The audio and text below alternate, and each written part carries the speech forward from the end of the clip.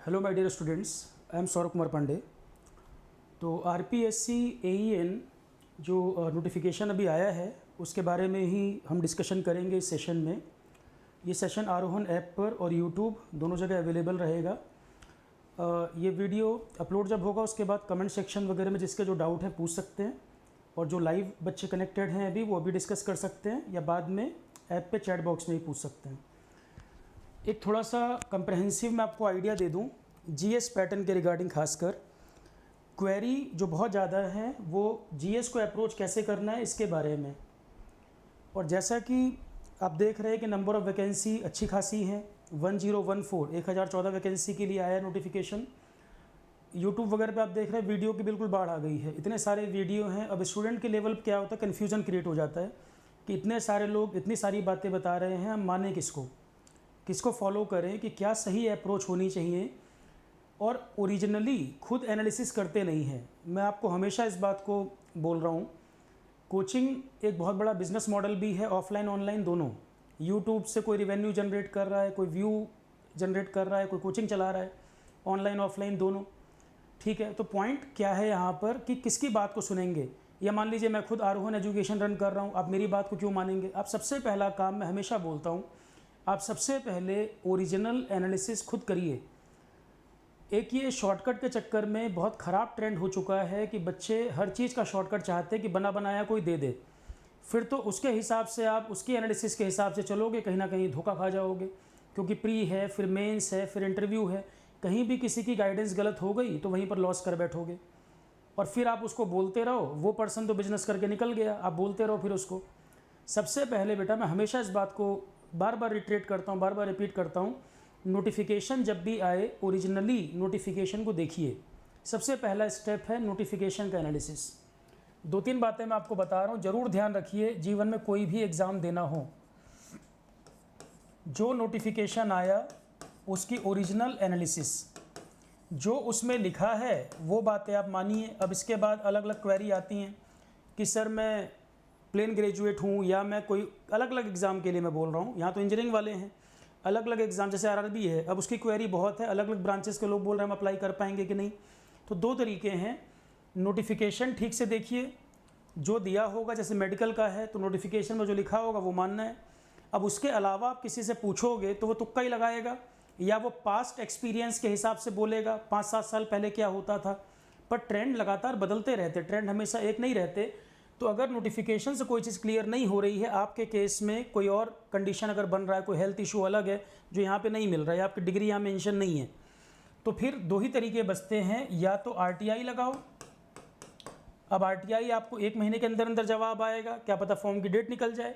दूसरा तरीका है, या आप कमीशन जो पेपर करा रहे हैं उनको मेल लिखिए, मेल ज़्यादा बेटर माध्यम होता है।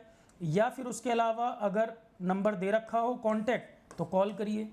अब ये अलग अलग संस्थाओं का अलग अलग सिस्टम है, जैसे यूपीएससी है, कॉल पर रिप्लाई करता है, मेल का भी रिप्लाई मिल जाएगा। पर कोई स्टेट कमीशन या कोई एजेंसी ऐसी हैं जो रिप्लाई नहीं करते। तो ये एजेंसी टू एजेंसी डिपेंड करता है। आरटीआई का जवाब तो सब देंगे, मेल का जवाब भी मैक्सिमम केसेस में मिल जाएगा, कॉल कई बार रिसीव होगा कई बार नहीं होगा, ये अलग अलग संस्था पर डिपेंड करता है।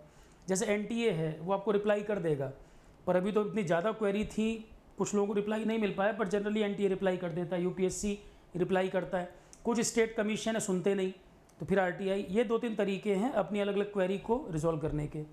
पहला, नोटिफिकेशन को ठीक से देखें, 90% लोगों की क्वेरी वहीं रिजॉल्व हो जाती है। 5-10% किसी की डिग्री का इशू है, ये एलिजिबल है कि नहीं, या मैं जस्ट पास आउट हुआ हूँ, डिग्री नहीं आई है, एलिजिबल हूँ कि नहीं या मेडिकल में जो आपकी सिचुएशन है वो एलिजिबल है कि नहीं। तो एक माध्यम है आरटीआई, इसका जवाब तो संस्था देगी। दूसरा, मेल कर सकते हैं। तीसरे नंबर पे आता है कॉल, और टीचर बता पाएगा अपने अनुभव के हिसाब से। अब वो मान लो 5-7 साल पहले का ट्रेंड बता रहा है, अभी क्या पता बदल गया हो। तो कंक्रीट जवाब, सॉलिड जवाब चाहिए तो फिर ये तरीका है। सबसे पहले नोटिफिकेशन का एनालिसिस। और जीवन में कोई पेपर दें, अगर प्रीवियस ईयर अवेलेबल हैं तो प्रीवियस ईयर को एनालाइज करना, पीवाईक्यू का एनालिसिस। पीवाईक्यू का एनालिसिस, जितना ज़्यादा पेपर एनालाइज करेंगे उतना अच्छी आपकी स्ट्रेटजी उस पेपर के लिए बनेगी। ये डे 1 का काम है, ये डे 1 का काम है। अब मैं आपको एक चीज़ क्लियर बता दूं, आरआरबी का बैच आरोहन पर चल रहा है, आरपीएससी अनाउंस हो गया, क्वेरी बहुत थी। अब मेरे से आप ये एक्सपेक्ट मत करिएगा कि मैं बार बार यूट्यूब के लिए वीडियो बनाऊं या बार बार मैं यही डिस्कशन करता रहूं। मुझे कोई मतलब नहीं है व्यू आ रहा है, लाइक कुछ हो रहा है ना, मुझे कोई लेना देना नहीं उस बात से। मुझे सिंपल सा मतलब है कि मेरा काम है, मेरी ड्यूटी है एज ए टीचर कि एक बार जो मेरा अनुभव है या जो आप डिमांड कर रहे हैं मैं आपको एक बार बता दूं, भाई ये होना चाहिए। मानना ना मानना अपने हिसाब से आप देखें, अपना ओरिजिनल एनालिसिस खुद करें। पर अब ये एक्सपेक्ट मत करिएगा कि बार बार यूट्यूब पे मैं महीना भर यही वीडियो बनाता रहूँ, कोई कोर्स ले मत ले। मैं उतना टाइम पढ़ाने पे यूज़ करना चाहता हूँ, ना कि इन चीज़ों में बार बार। एक वीडियो आरपीएससी का पिछली क्लास में पिछले 5 तारीख को डाल दिया था यूट्यूब पे। आरआरबी के भी 1-2 वीडियो डाल दिए थे, सब कुछ डिस्कस कर चुके हैं। ये वाला जो पेपर डिस्कशन वगैरह जो चीज़ें बतानी है, ट्रेंड कैसा है एग्ज़ाम का, वो मैं आज बता दूंगा। अब इसके बाद जो भी टाइम मैं दूंगा, मैं बैचेस को पढ़ाने में, उनको पीडीएफ वगैरह देने में, कंटेंट तैयार करने में, मैं अपना 1 मिनट भी इन चीज़ों में फालतू चीज़ों वेस्ट नहीं करना चाहता। बता इसलिए रहा हूँ क्योंकि यूट्यूब पे आप देखेंगे वीडियो की बाढ़ आ जाएगी, कंफ्यूज ना हो जाएं आप। दूसरी बात है, मैं देख रहा हूँ फीस वगैरह जिस हिसाब से लोग चार्ज कर रहे हैं। आरआरबी का एक बच्चे ने कुछ कटिंग भेजा, कुछ इंस्टीट्यूट 20 से 30 हज़ार के बीच में चार्ज कर रहे हैं। तो मैं किसी की बात नहीं, किसी इंडिविजुअल की बात नहीं कर रहा हूँ। मैं ये कहना चाह रहा हूँ, आप कह रहे हो सर एक्सप्लॉयटेशन होता है, तो कोचिंग आपको घर से पकड़ के थोड़ी ले जा रहा है। आप खुद डिसाइड कर रहे हो आपको कहाँ जाना है, कहाँ नहीं जाना। भीड़ को देखकर आप डिसाइड करते हो मुझे कहाँ पढ़ना है, कहाँ नहीं पढ़ना। कई बार दिमाग में आता ज़्यादा फीस होगी, कुछ ज़्यादा हीरा मोती पढ़ाया जाएगा। अरे यार, सबसे पहला काम कंपटीशन, कोई नहीं क्लेम कर सकता कि मैं तुम्हारा सिलेक्शन करवा दूंगा। मैक्सिमम एफर्ट तुम्हें अपने लेवल पर ही करना होता है। कोचिंग तुमको पाथ दिखाएगा, एक गाइडेंस, एक रास्ता देगा। पर लोगों की डिमांड के हिसाब से ही कोचिंग मॉडल भी चेंज हो चुका। अब वो प्योर बिजनेस मॉडल हो चुका है। अब टीचिंग एक नोबल प्रोफेशन है, पर ये एक सब्जेक्टिव विषय है, पर्सन टू पर्सन वेरी करेगा। किसी के लिए नोबल प्रोफेशन है, किसी के लिए प्योर बिजनेस है। तो आप कह रहे हो एक्सप्लॉयटेशन हो रहा है, कोई घर से पकड़ के थोड़ी ले जा रहा है। आप एक्सप्लॉइट होना चाह रहे हो, उतना फीस पे करना चाह रहे हो तो हो रहे हो। तो कोई किसी को पैसा दोगे, किसी को पैसा काटता थोड़ी है, वो क्यों नहीं लेगा, क्यों नहीं बैचेस लॉन्च करेंगे लोग। अभी आप आरपीएससी को लेकर देखना, कितने कॉस्ट के, कितने प्राइस के कोर्स लॉन्च होंगे। अभी आप 1 हफ्ते के अंदर देख लेना। आरआरबी में तो दिख रहा है 20 से 30 हज़ार में कोर्स लॉन्च हो रहे हैं। ऑनलाइन में भी 12-15 हज़ार के कोर्स लॉन्च हो रहे हैं। जीएसटी अलग से है, पता नहीं क्या कोई पढ़ाएगा या क्या हीरा मोती है। आरआरबी जैसे एग्ज़ाम के लिए अगर बच्चे पूरा कोचिंग पर डिपेंडेंट हैं तो बेहतर है तैयारी नहीं करनी चाहिए। बहुत हार्श वर्ड बोल रहा हूँ मैं, और कुछ लोगों को ख़राब लग रहा होगा कि सर आप तो आरोहण रन कर रहे हैं, आप ये बात क्यों कह रहे हैं। मैं तब भी कह रहा हूँ, अगर आरआरबी, एसएससी, जेई इस लेवल के एग्ज़ाम के लिए भी जो बच्चा इंजीनियरिंग ग्रेजुएट हो गया है, इंजीनियरिंग बीटेक जो कर रखा है, और एसएससी जेई या आरआरबी जेई जैसे एग्ज़ाम के लिए कोचिंग पे उसको डिपेंड होकर 20-30 हज़ार रुपये फीस देना पड़ रहा है, तो पहला सवाल उसके ऊपर है कि भाई अपनी कैपेबिलिटी पहले वो एनालाइज कर ले, बैठ के सोच ले लाइफ में कर क्या रहा है। कि अगर ऐसे एग्ज़ाम के लिए बीटेक करने के बाद भी उसको कोचिंग पे निर्भर होना पड़ रहा है, 30-30 हज़ार रुपये में फ़ीस लेना पड़ रहा है, इतना फीस पे करना पड़ रहा है, इसका मतलब उसको बिल्कुल ब्लैंक है। वो बीटेक करने के बाद भी उसको कुछ नहीं आता जाता। तो सिर्फ कोचिंग को ब्लेम कर देना, दूसरों को ब्लेम कर देना, पहला सवाल अपने ऊपर ही है कि आरआरबी जेई जैसा एग्ज़ाम, मैं देख रहा हूँ कि आरआरबी जेई को लेकर वीडियो बन रहे हैं, ऐसा लग रहा है कि नासा से भी बड़ी पोस्ट है ये। इस एग्ज़ाम को ऐसा बना दिया बड़े बड़े इंस्टीट्यूट जो इसकी तैयारी भी नहीं कराते थे, पर क्योंकि बड़े एग्जाम में वैकेंसीज नहीं आ रही हैं, आरआरबी जेई कराते नहीं थे। लोग कहते थे कि हम सब्जी थोड़ी बेचने लग जाएंगे कोई भी एग्ज़ाम करा के। इस तरह की बातें कई बार बड़े एग्जाम में होता था, पर क्योंकि सीटें यहाँ दिख रही हैं तो हर कोई लॉन्च कर रहा है आरआरबी जेई, और इस तरह से बढ़ा चढ़ा के पेश किया जा रहा है कि आपका माइंड हाईजेक कर लिया जाए, सोच ही ना पाओ दाएं बाएं, कि आपको लगेगा कि ये कोचिंग नहीं करूँगा, इतना फीस नहीं दूंगा, जीवन बेकार है मेरा। अरे इस एग्ज़ाम के लिए तुम्हें कोचिंग की ज़रूरत है? अपने आप में ज़रा पूछ के देखो। बीटेक वाला जो बच्चा है, इतने बेसिक क्वेश्चन आते हैं, डिप्लोमा लेवल के क्वेश्चन आते हैं, आप कोई बेसिक किताब नहीं पढ़ सकते, प्रीवियस ईयर पेपर नहीं लगा सकते, बीटेक करने के बाद भी बेसिक क्वेश्चन जो बन रहे हैं वो अपने आप पे नहीं आप वो कर सकते। बिल्कुल बेसिक लेवल का एप्टी रीजनिंग पूछता है, वो आपसे नहीं हो सकता। जीएस के नोट्स मैं सारे प्रोवाइड कर रहा हूँ, बेसिक लेवल पे बिल्कुल अफोर्डेबल प्राइस पे क्लासेस भी दे रहा हूँ। मान लो जीएस आपका एरिया नहीं है, एप्टी रीजनिंग आप कर सकते हो, टेक्निकल आप कर सकते हो, किस बात की इतनी फीस, क्यों आपको उतना पे करना? एक्सप्लॉइट खुद होना चाह रहे हो। रही जीएस की बात, जीएस के जितने आरोहण के नोट्स हैं, मेरी पीडीएफ वगैरह जो मैं बनाता हूँ, मैं खुद ही फ्री में प्रोवाइड कर रहा हूँ। 40-50% लेक्चर यूट्यूब पे भी डाल रखे हैं।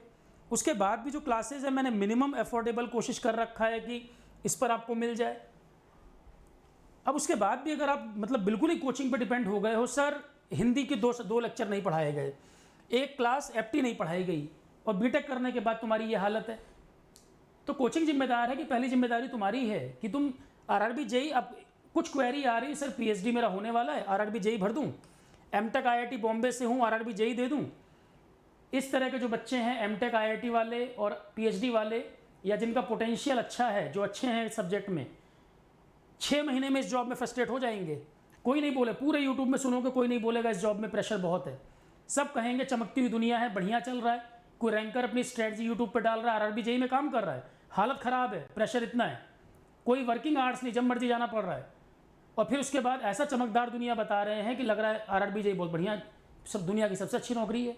अरे एक नॉर्मल जॉब की तरह मान के चलो, कोचिंग नहीं बोलेंगे इस बात को, ना कि टॉपर बोलेगा, सब ऐसा बता रहे हैं बहुत बढ़िया जॉब है, तो पहले देख लो नॉर्मल जॉब की तरह। भाई अनएम्प्लॉयमेंट है, बेरोजगारी है, नॉर्मल लेवल के, एवरेज लेवल की जॉब ठीक है। अब मैं ये थोड़ी कह रहा हूँ कि कोई मत जाए आरआरबी जेई, मैं ये कह रहा हूँ कि एवरेज लेवल पे जॉब ठीक है आरआरबी जेई। पर अब आप इसको बिल्कुल आईआईटी बॉम्बे वाला इस जॉब के पीछे भागे, वो जस्टिफाइड नहीं है, इतना भी नहीं है। पीएचडी वाला इसके पीछे भागे, वो जस्टिफाइड नहीं है। ठीक है, अब आ जाते हैं आरपीएससी एईएन पे। तो जो भी जॉब है भैया नॉर्मल जॉब की तरह मान के चलो, बिल्कुल जीने मरने का प्रश्न मत बना दो उसको, नॉर्मल जॉब की तरह एफर्ट पूरा करो। पहले ये डे 1 पे क्लियर कर लो तुम्हें पेपर देना है कि नहीं देना है।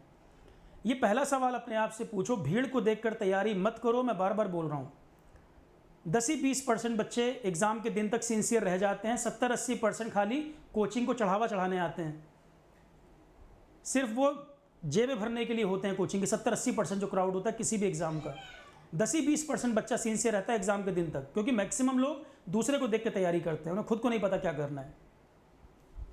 ठीक है, अब फिलहाल मैं बात कर लूँ आरपीएससी के बारे में। सबसे पहले नोटिफिकेशन एनालिसिस कर लीजिए, नहीं तो फॉर्म भरने में भी गलती कर दोगे, एग्जाम पैटर्न में भी गलती कर दोगे। जैसे उन्होंने बनाया है पैटर्न कि 5 ऑप्शन देंगे, अगर क्वेश्चन छोड़ भी रहे हो तो एक ना एक ऑप्शन 5 नंबर फिल करना पड़ेगा। ब्लैंक छोड़ दोगे तो 1/3 निगेटिव लिख रखा है। आधे लोग इसी को नहीं पढ़ेंगे, पॉइंट को, गलती करेंगे एग्जाम के अंदर। जो क्वेश्चन नहीं आता ब्लैंक छोड़ देंगे, 1/3 निगेटिव कर लेंगे। अभी देखना जब पेपर होगा, और फिर इसी बात पर रोएंगे मैं बाहर हो गया। नोटिफिकेशन नहीं पढ़ेंगे, पर पीवाईक्यू एनालिसिस करना। मैंने जो इस पेपर का पूरा अभी एनालिसिस किया है, मुझे जो एग्ज़ाम समझ में आया है, देख लीजिए कहाँ कहाँ पे ट्रैप है इसमें, जिन चीज़ों पे हमें ध्यान देना है। और आरपीएससी में एक सबसे बड़ी परेशानी ये है, मैंने पढ़ाया हुआ है, मुझे मालूम है, इसमें ज्ञानी लोग बहुत हैं। आरपीएससी की तैयारी करने में ज्ञानी लोग बहुत हैं। अब कुछ लोग कमेंट सेक्शन में यूट्यूब में कहेंगे अरे सर आपने ऐसे कह दिया, मैंने पढ़ाया हुआ है ना, और बड़े बड़े बैच पढ़ाए हुए हैं। ज्ञानी लोग बहुत हैं, उनको किसी की ज़रूरत नहीं, उनको सब पता है, और आधी चीज़ें गलत पता है। तो ये खुद को मान लेना कि सब आता है, चाहे मेरे केस में चाहे किसी के केस में, सब कुछ पता है और आधी चीज़ें गलत, और एग्ज़ाम में गड़बड़ करके आएंगे। और जब मैं कुछ पढ़ाऊँगा तो वो पहले समझाना शुरू कर देंगे, हर लाइन पर समझाना शुरू कर देंगे। ये सबसे बड़ी परेशानी है राजस्थान के एग्ज़ाम में। अगर वो टीचर से पढ़ रहे हैं, टीचर पर फेथ नहीं करेंगे, और भेड़ चाल का हिस्सा बन जाना है, जिधर सब भाग रहे हैं उधर ही भाग रहे हैं। तो टीचर की जिम्मेदारी है सच बोले, चाहे राजस्थान का एग्जाम हो चाहे कहीं का एग्जाम हो। किसी को खराब लगे तो अभी लग जाए, ताकि आंखें खुलें और पढ़ ले थोड़ा। ठीक, सबसे बड़ा चैलेंज टीचर को होता है, आधा टाइम उसको लगता है बच्चों को समझाने में, जो ज्ञानी लोग हैं उनको समझाने में, कि भैया शांत रहो और पढ़ाई करो। क्योंकि इतना डिस्ट्रैक्ट कर देंगे वो, नए क्राउड को पहले डिस्ट्रैक्शन इतना कर देंगे कि नया क्राउड तो पहले ही पागल हो जाएगा कि ये पेपर नासा से बन के आएगा, और होगा ही नहीं। जबकि इतना हाई फाई, इतना टफ पेपर नहीं होगा कि आपसे बिल्कुल पेपर समझ ही ना आए आपको। ईएस का सिलेबस जरूर लेगा, पर ईएस के लेवल के क्वेश्चन नहीं होंगे, क्वेश्चन का लेवल उससे डाउन रहता है। नहीं तो इंजीनियरिंग सर्विसेज की तैयारी ना कर ले अगर पूरा पढ़ना है तो। पर यहाँ सीटें ज़्यादा हैं, वहाँ सीटें कम है, ये अंतर भी आ गया है। पहले सीटें ज़्यादा होती थी, अब कम है। अब देखो, एक इन्होंने जीएस को लेकर जो पेपर सेट, ये सिलेबस बनाने वाले हैं, कई साल से गलती कर रहे हैं। ये कई साल से गलती कर रहे हैं। कभी भी सिलेबस कुछ एग्जाम में डिफाइन होता है, यहाँ पे डिफाइन नहीं कर रखा। कुछ एग्जाम में बस लिख के छोड़ देते हैं जनरल अवेयरनेस। अब समझते रहो जनरल अवेयरनेस क्या होता है। फिर अब यहाँ पे इसने सिर्फ लिख दिया है जनरल नॉलेज, जनरल अवेयरनेस लिख देता तो भी समझ आ जाता क्या कहना चाह रहा है। सिर्फ जीके लिख दिया है। जीके केवल एक सब्जेक्ट है जिसमें नेशनल सिंबल्स, स्पोर्ट्स, अवार्ड्स, ये सब पढ़ाया जाता है। तो क्या इसमें हिस्ट्री पॉलिटी वगैरह नहीं पूछेगा, ज्योग्राफी नहीं पूछेगा? यही बेवकूफ़ बनाने का बात है। जो सिलेबस बनाने वाला है उसको नहीं समझ आ रहा है कि जीएस का मतलब क्या होता है। ठीक है, एक इन्होंने लिखा है जीके, दूसरा लिखा है जनरल साइंस और बाकी राजस्थान का लोकल। तो पहले इसी की बात कर लूँ मैं। सोशल एस्पेक्ट तो मेंस में आएगा, अभी मैं सिर्फ प्रीलिम्स के जीएस पेपर की बात कर लूँ, क्योंकि आरोहण पे जो लोगों की डिमांड आ रही है सर क्या करा दीजिए, वो भी डिस्कस करना ज़रूरी है कि गलती कहाँ कर रहे हैं लोग। 3 चीज़ें इसने लिखी हैं, देखो। एक तो लिखा है जनरल नॉलेज। तो general knowledge and current affair तो एक सिंगल सब्जेक्ट है जो पढ़ाता हूँ मैं, उसी के साथ मैं इकोनॉमी कवर करता हूँ। 50 आवर्स के आसपास जीके एंड करंट अफेयर में कराता हूँ, जिसमें 1.5 साल का लगभग करंट अफेयर, इकोनॉमी की कुछ टॉपिक और स्टैटिक जीके, ये मैं सब्जेक्ट कवर करता हूँ। इसने सिर्फ जीके लिख दिया है यहाँ पर। उसके बाद इसने लिखा है जनरल साइंस। जनरल साइंस में भी देख रहा हूँ मैं कुछ लोग लिख रहे हैं। अब जनरल साइंस का मतलब है लाइफ साइंस, और लाइफ साइंस ही बायोलॉजी है भैया, कोई अलग सब्जेक्ट नहीं है। हायर लेवल पे लाइफ साइंस कहते हैं, स्कूल लेवल पे इसी को बायोलॉजी कहते हैं। कुछ लोग मैं देख रहा हूँ कि लाइफ साइंस अलग कराएंगे, बायोलॉजी अलग कराएंगे। जब पढ़ाएंगे तो एक ही चीज़ अलग क्या है इसमें? हायर लेवल पे लाइफ साइंस है, स्कूल लेवल पे बायोलॉजी है। ये कम्पिटिटिव एग्जाम में जनरल साइंस में ही पढ़ाया जाता है, अलग सब्जेक्ट थोड़ी है। दूसरा सब्जेक्ट है physics and chemistry. Maximum question आपके 10th लेवल तक के रहेंगे। इसके मैक्सिमम क्वेश्चन 10th लेवल के रहेंगे, 2-3 क्वेश्चन ऊपर लेवल के पूछ सकता है। तो एक एक 2-2 क्वेश्चन के लिए 11th 12th की फिजिक्स केमिस्ट्री मत पढ़ने बैठ जाना, टेक्निकल भी पढ़ना है, पूरा ही नहीं कर पाओगे सिलेबस। अब नीट और जेई की फिजिक्स केमिस्ट्री थोड़ी 11th 12th की पढ़ने बैठ जाओगे, 10th लेवल तक का बेसिक मान के चलना है। उसमें भी मैं जो करा रहा हूँ एनसीईआरटी को ध्यान रखकर, स्टैंडर्ड उसी को माना जाएगा। और एक सब्जेक्ट मैं इसमें और जोड़ रहा हूँ जनरल साइंस में, आईसीटी। इसके भी क्वेश्चन आपको देखने को मिलेंगे, जो मैंने पिछली क्लास में बोला था और मेजॉरिटी लोगों को पता ही नहीं है। जनरल साइंस तुम देखना जहाँ भी कोचिंग होगी ऑनलाइन ऑफलाइन, इतना ही मान के चलेंगे, इसको भूल जाएंगे आईसीटी को। ये भी जनरल साइंस का पार्ट है। इस समय कंप्यूटर वगैरह का जो क्वेश्चन आ रहे हैं वो जनरल साइंस के पार्ट माना जाएगा, अलग से कंप्यूटर लिखा नहीं है इसने। ठीक है, अंडरस्टैंडिंग और एक्सपीरियंस की बात है, किसको क्या समझ आ रहा है। मेरा जो अनुभव है, मेरी जो समझ है, मुझे ये लगता है। ठीक है, अब लिख तो इन्होंने इतना ही दिया कि प्रीलिम्स जीएस में बस यही पूछेंगे। तो फिर तो ये खाली 2 सब्जेक्ट हुए, मतलब 2 में जो मैं कराता हूँ ये 3 अलग अलग कराता हूँ, 3 ये और 1 4 ये, 4 ही सब्जेक्ट होने चाहिए। अब जरा पेपर का ट्रेंड देख लें। अच्छी बात यह है कि आरपीएससी की साइट में आपको पुरानी कट ऑफ, पुराने पेपर वगैरह अवेलेबल हैं, तो पेपर एनालिसिस आप आराम से निकाल सकते हैं। थोड़ा सा मैंने कोशिश की है काम आसान हो जाए, तो मैंने एनालिसिस सुबह बैठ के बनाया है इसका। सुबह बैठ के मैंने एनालिसिस तैयार की है। मेरी जो समझ कहती है इस एग्ज़ाम के हिसाब से, देखो ये मुझे पैटर्न मिला इसमें। 2018 जो मैंने बैच पढ़ाया था, प्रीलिम्स मेंस दोनों पढ़ाया था। 18 वाले पेपर में क्या हुआ, पेपर जुलाई में शायद होना था, ये जून या जुलाई में होना था उस साल, और मैं जब क्लास लेने ऑफलाइन में गया तब तक का मैं पढ़ा दिया था मैंने। उसके बाद ये पेपर कैंसिल हो गया था। फिर उसके बाद जहाँ तक मुझे याद है नवंबर या दिसंबर में चला गया था। ये प्री की बात कर रहा हूँ, मई के आसपास मैं पढ़ा के आया था। पेपर जून या जुलाई में होना था और पेपर फिर पोस्टपोन होकर दिसंबर में हुआ था। अब क्योंकि ऑफलाइन में जहाँ मैं पढ़ाता था क्लास करके चला आया, दोबारा तो मेरे कंट्रोल में नहीं था कि मैं दोबारा करंट अफेयर कराने जा पाता, पेपर पोस्टपोन हुआ। तो ऑनलाइन में सुविधा है कि पोस्टपोन भी हो जाए तो भी मैं सपोर्ट कर सकता हूँ। तो वहाँ पे करंट अफेयर में क्या हुआ, जो बच्चे टच में थे लगातार, मैं ग्रुप वगैरह बना हुआ था मेरा फेसबुक पेज वगैरह, लगातार मैं बच्चों को कह रहा था करंट अपडेट कर लेना, क्योंकि पेपर पोस्टपोन हुआ है। जहाँ तक का करंट करा के आए हैं वो ठीक है, उसके आगे का भी ऐड करना है। अब पेपर पोस्टपोन हुआ, करंट अफेयर आगे का ही पूछा, क्योंकि जब पेपर चेंज होगा, पोस्टपोन होगा तो पेपर बदलेंगे, तो करंट अफेयर आगे का भी ऐड हो जाएगा, सीधी सी बात है। और जितने मेरे पास कॉन्टैक्ट थे, मैं बार बार मैसेज डालता था कि करंट अपडेट करना है, जितना मैं करा के आया हूँ उसके आगे का भी। अब जिसने अपडेट किया वो तो आगे क्वेश्चन भी बना पाया, क्योंकि ऑफलाइन में दोबारा मेरे पास सुविधा नहीं थी कि मैं जाके कराता, ऑनलाइन में करा सकता हूँ। पेपर पोस्टपोन होना मेरे कंट्रोल में नहीं है।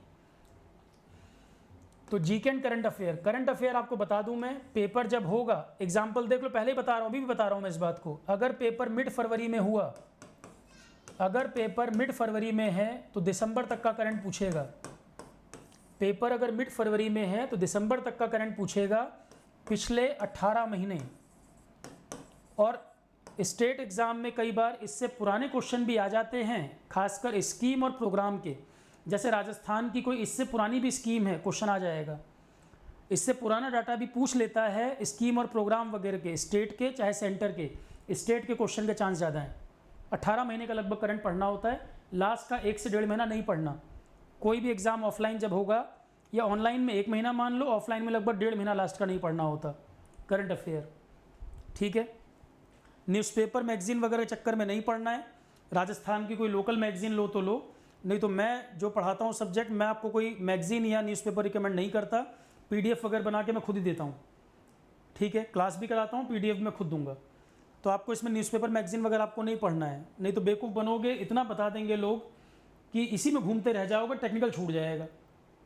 GS के काम को आसान करना है, टफ नहीं। कम टाइम में ज़्यादा आउटपुट आ जाए, प्रोडक्टिविटी ज़्यादा अच्छी हो जाए। टेक्निकल तुम्हें प्री भी पढ़ना है, मेंस भी पढ़ना है, वो भी कन्वेंशनल, फिर हिंदी भी पढ़ना है। तो GS में मेरी जिम्मेदारी बनती है काम को आसान करना, टफ करना नहीं। अब इसमें देखो क्या चीज़ें हैं जो मैंने एनालिसिस निकाली पेपर की। GK एंड करंट अफेयर में 14 क्वेश्चन, राजस्थान की बात नहीं कर रहा हूँ। जैसा मैं हमेशा कहता आया हूँ, जितने स्टेट एग्ज़ाम होते हैं, स्टेट लोकल सबसे ज़्यादा कोई पूछता है तो राजस्थान पूछता है। 40 से 50%, कभी कभी 60%, ये रेंज है इसकी। और एनालिसिस मैंने निकाली है, आप देख लो। हमेशा मैंने बोला है राजस्थान 40 से 50%, कभी कभी 60 तक भी चला जाता है। 49 क्वेश्चन अकेले राजस्थान आए थे 100 में से। 100 में से 49 क्वेश्चन 2018 के पेपर में ओनली राजस्थान था। यहीं की हिस्ट्री, यहीं की ज्योग्राफी, 49 क्वेश्चन। बाकी जो नेशनल GS, जो कॉमन GS हम पढ़ते हैं, national international, GK current affair के 14 क्वेश्चन थे, इंडियन हिस्ट्री के 9 क्वेश्चन थे, जनरल साइंस के 20 क्वेश्चन थे, इकोनॉमी के 2 क्वेश्चन थे, ज्योग्राफी, इंडिया एंड वर्ल्ड दोनों, और इन्वायरमेंट 6 क्वेश्चन। तो ये सब्जेक्ट आपके RRB में भी तो हैं। काफ़ी लोग कह रहे हैं सर RRB देना है और सीटें भी हैं, तो यही सब्जेक्ट तो आपके इसमें भी आएंगे। बस पॉलिटी से क्वेश्चन नहीं आया, इसमें पॉलिटी नहीं आया, बाकी GK करंट अफेयर भी आ गया, हिस्ट्री भी आ गया, जनरल साइंस भी आ गया, इकोनॉमी आ गया, ज्योग्राफी, इन्वायरमेंट सारा तो पूछा है। 50% में ये और 50% अकेला राजस्थान GS। अब उसमें बच्चे कह रहे हैं सर बस राजस्थान लोकल बस करा दो, राजस्थान GS और ये हम कर लेंगे। इतने सब्जेक्ट हैं, ये ओनली GK करंट अफेयर नहीं है। कन्फ्यूज़न कहाँ पर हो रही है कि सर GK लिखा है तो बस GK आएगा, नहीं, ये क्वेश्चन भी आए हुए हैं 18 वाले पेपर में, और इतना इतना वेटेज है। जनरल साइंस मैं सबसे पहले करवा रहा हूँ, सबसे सेफ है कि उसमें स्टेट लोकल नहीं पढ़ना, बहुत ज़्यादा चक्कर में नहीं पढ़ना, NCERT को बेसिस मान के चलना है। 20 क्वेश्चन यहीं से आए हुए हैं, और पिछली बार कट ऑफ भी बहुत कम थी। 18 वाले पेपर में प्री की कट ऑफ बहुत कम थी, क्योंकि GS का पेपर पोस्टपोन होकर बाद में हुआ था। GS में स्कोर नहीं कर पा रहे थे लोग। ठीक है, इंजीनियर के लिए GS सबसे चैलेंजिंग हो जाता है। तो 20 क्वेश्चन आपके जनरल साइंस।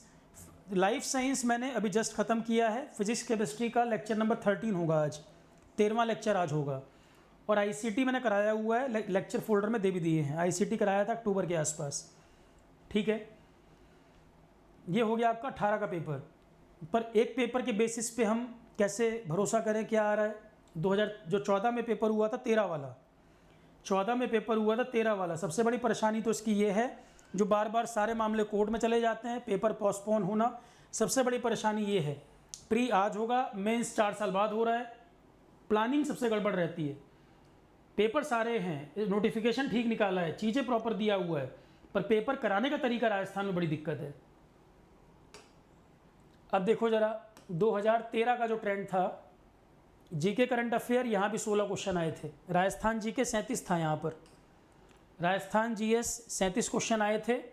बाकी सब्जेक्ट देखो ज़रा, GK करंट अफेयर 16, अच्छा खासा वेटेज है।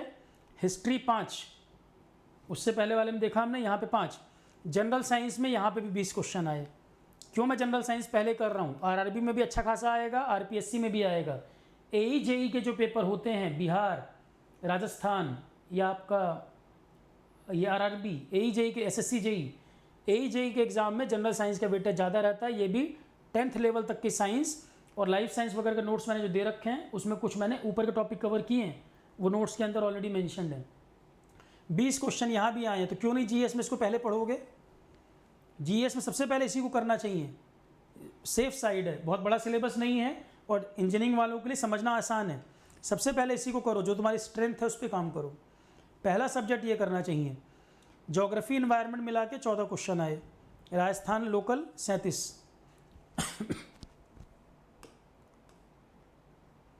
अब ये भी रहेगा कि किताबें लोग बता देंगे ये किताब कर लो, ये जीएस की बाइबल है, बकवास बात। ना टेबल याद कर पाओगे, दुनिया भर के टेबल चक्कर में नहीं पड़ना फालतू, चुपचाप नोट्स दे रखे हैं, चाहो तो नोट्स पढ़ लो। तुम्हें लग रहा है क्लास करनी है, क्लास अवेलेबल, क्लास करो, पर प्लानिंग से चलो और प्रोडक्टिविटी, कम टाइम में ज़्यादा आउटपुट कैसे निकालें, क्योंकि तुम्हें टेक्निकल भी पढ़ना है, हिंदी भी पढ़ना है, बहुत सारी चीज़ें हैं इसमें। पहले तो प्री का टारगेट बना लो, सबसे पहला टारगेट बनाओ प्री का। पेपर ज़रा मैं दिखा दूँ आपको, पेपर डिस्कस भी कर लेते हैं। ये 2018 का पेपर है। अब कई लोग मेरे से जीएस पढ़ चुके हैं, तो वो आराम से पेपर को देख पाएंगे कि सर जो आप पढ़ाते हो वो रिलीवेंट है या इररिलीवेंट है। भाई कॉमन जीएस तो काफ़ी लोग पढ़ चुके हैं, राजस्थान लोकल अभी मैं कवर कराऊंगा इसमें। तो 2018 AEN 18 का पेपर देखते हैं ज़रा।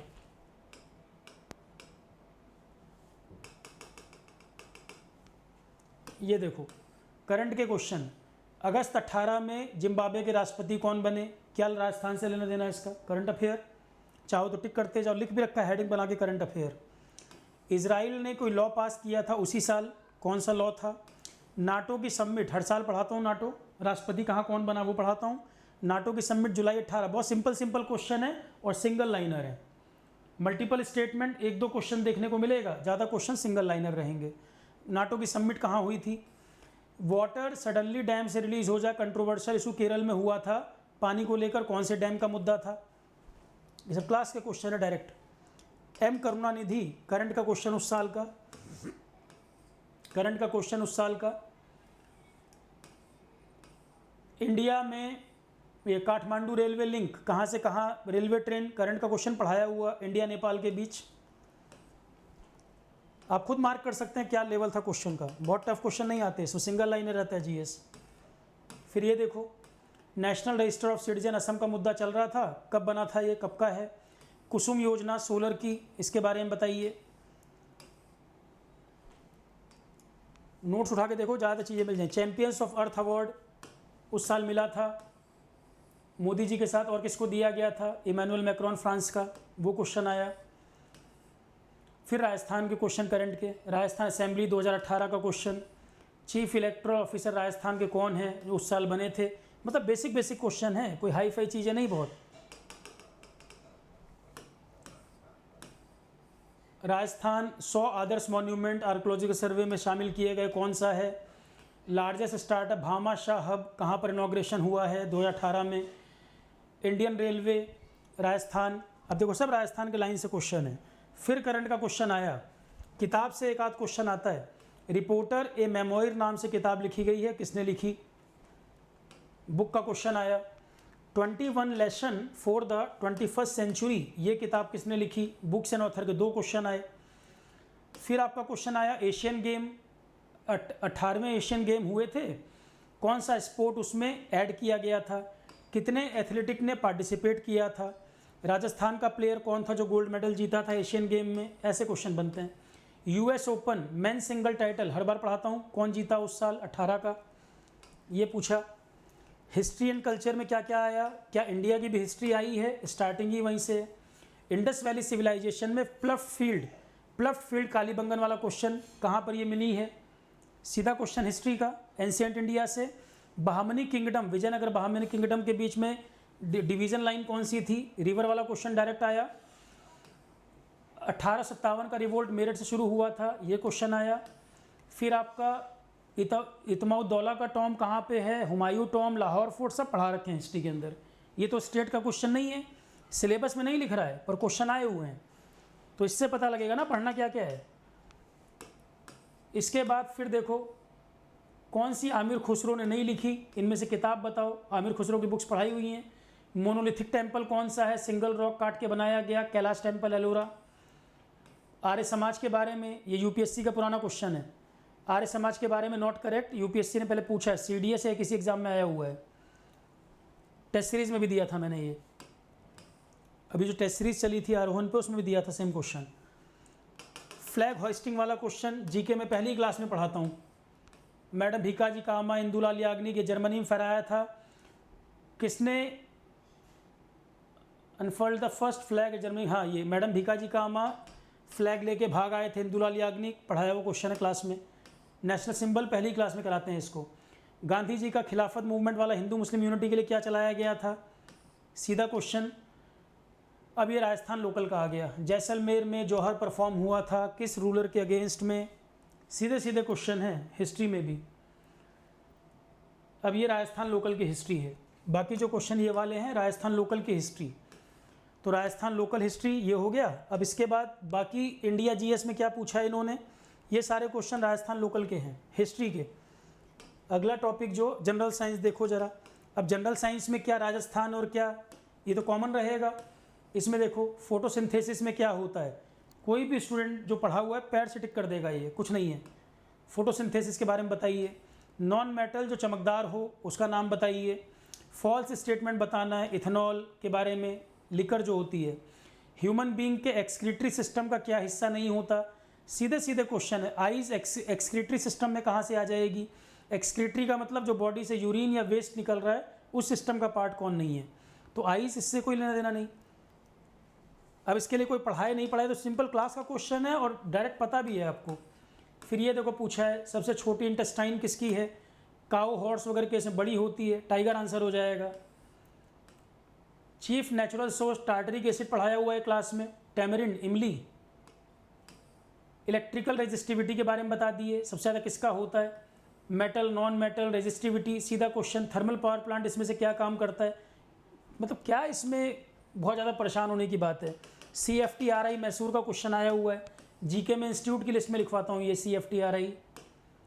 सॉफ्टेस्ट मिनरल कौन होता है इसमें, मेजर कंट्रीब्यूटर CO2 का एटमॉस्फेयर में कौन है, पावर प्लांट, ये रहा पावर प्लांट ऑप्शन।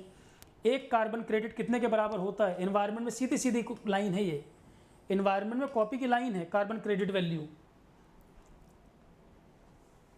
डायनामोमीटर ये जो है गाड़ियों में स्पीड को नापने के लिए स्पीड किससे मेज़र की जाती है।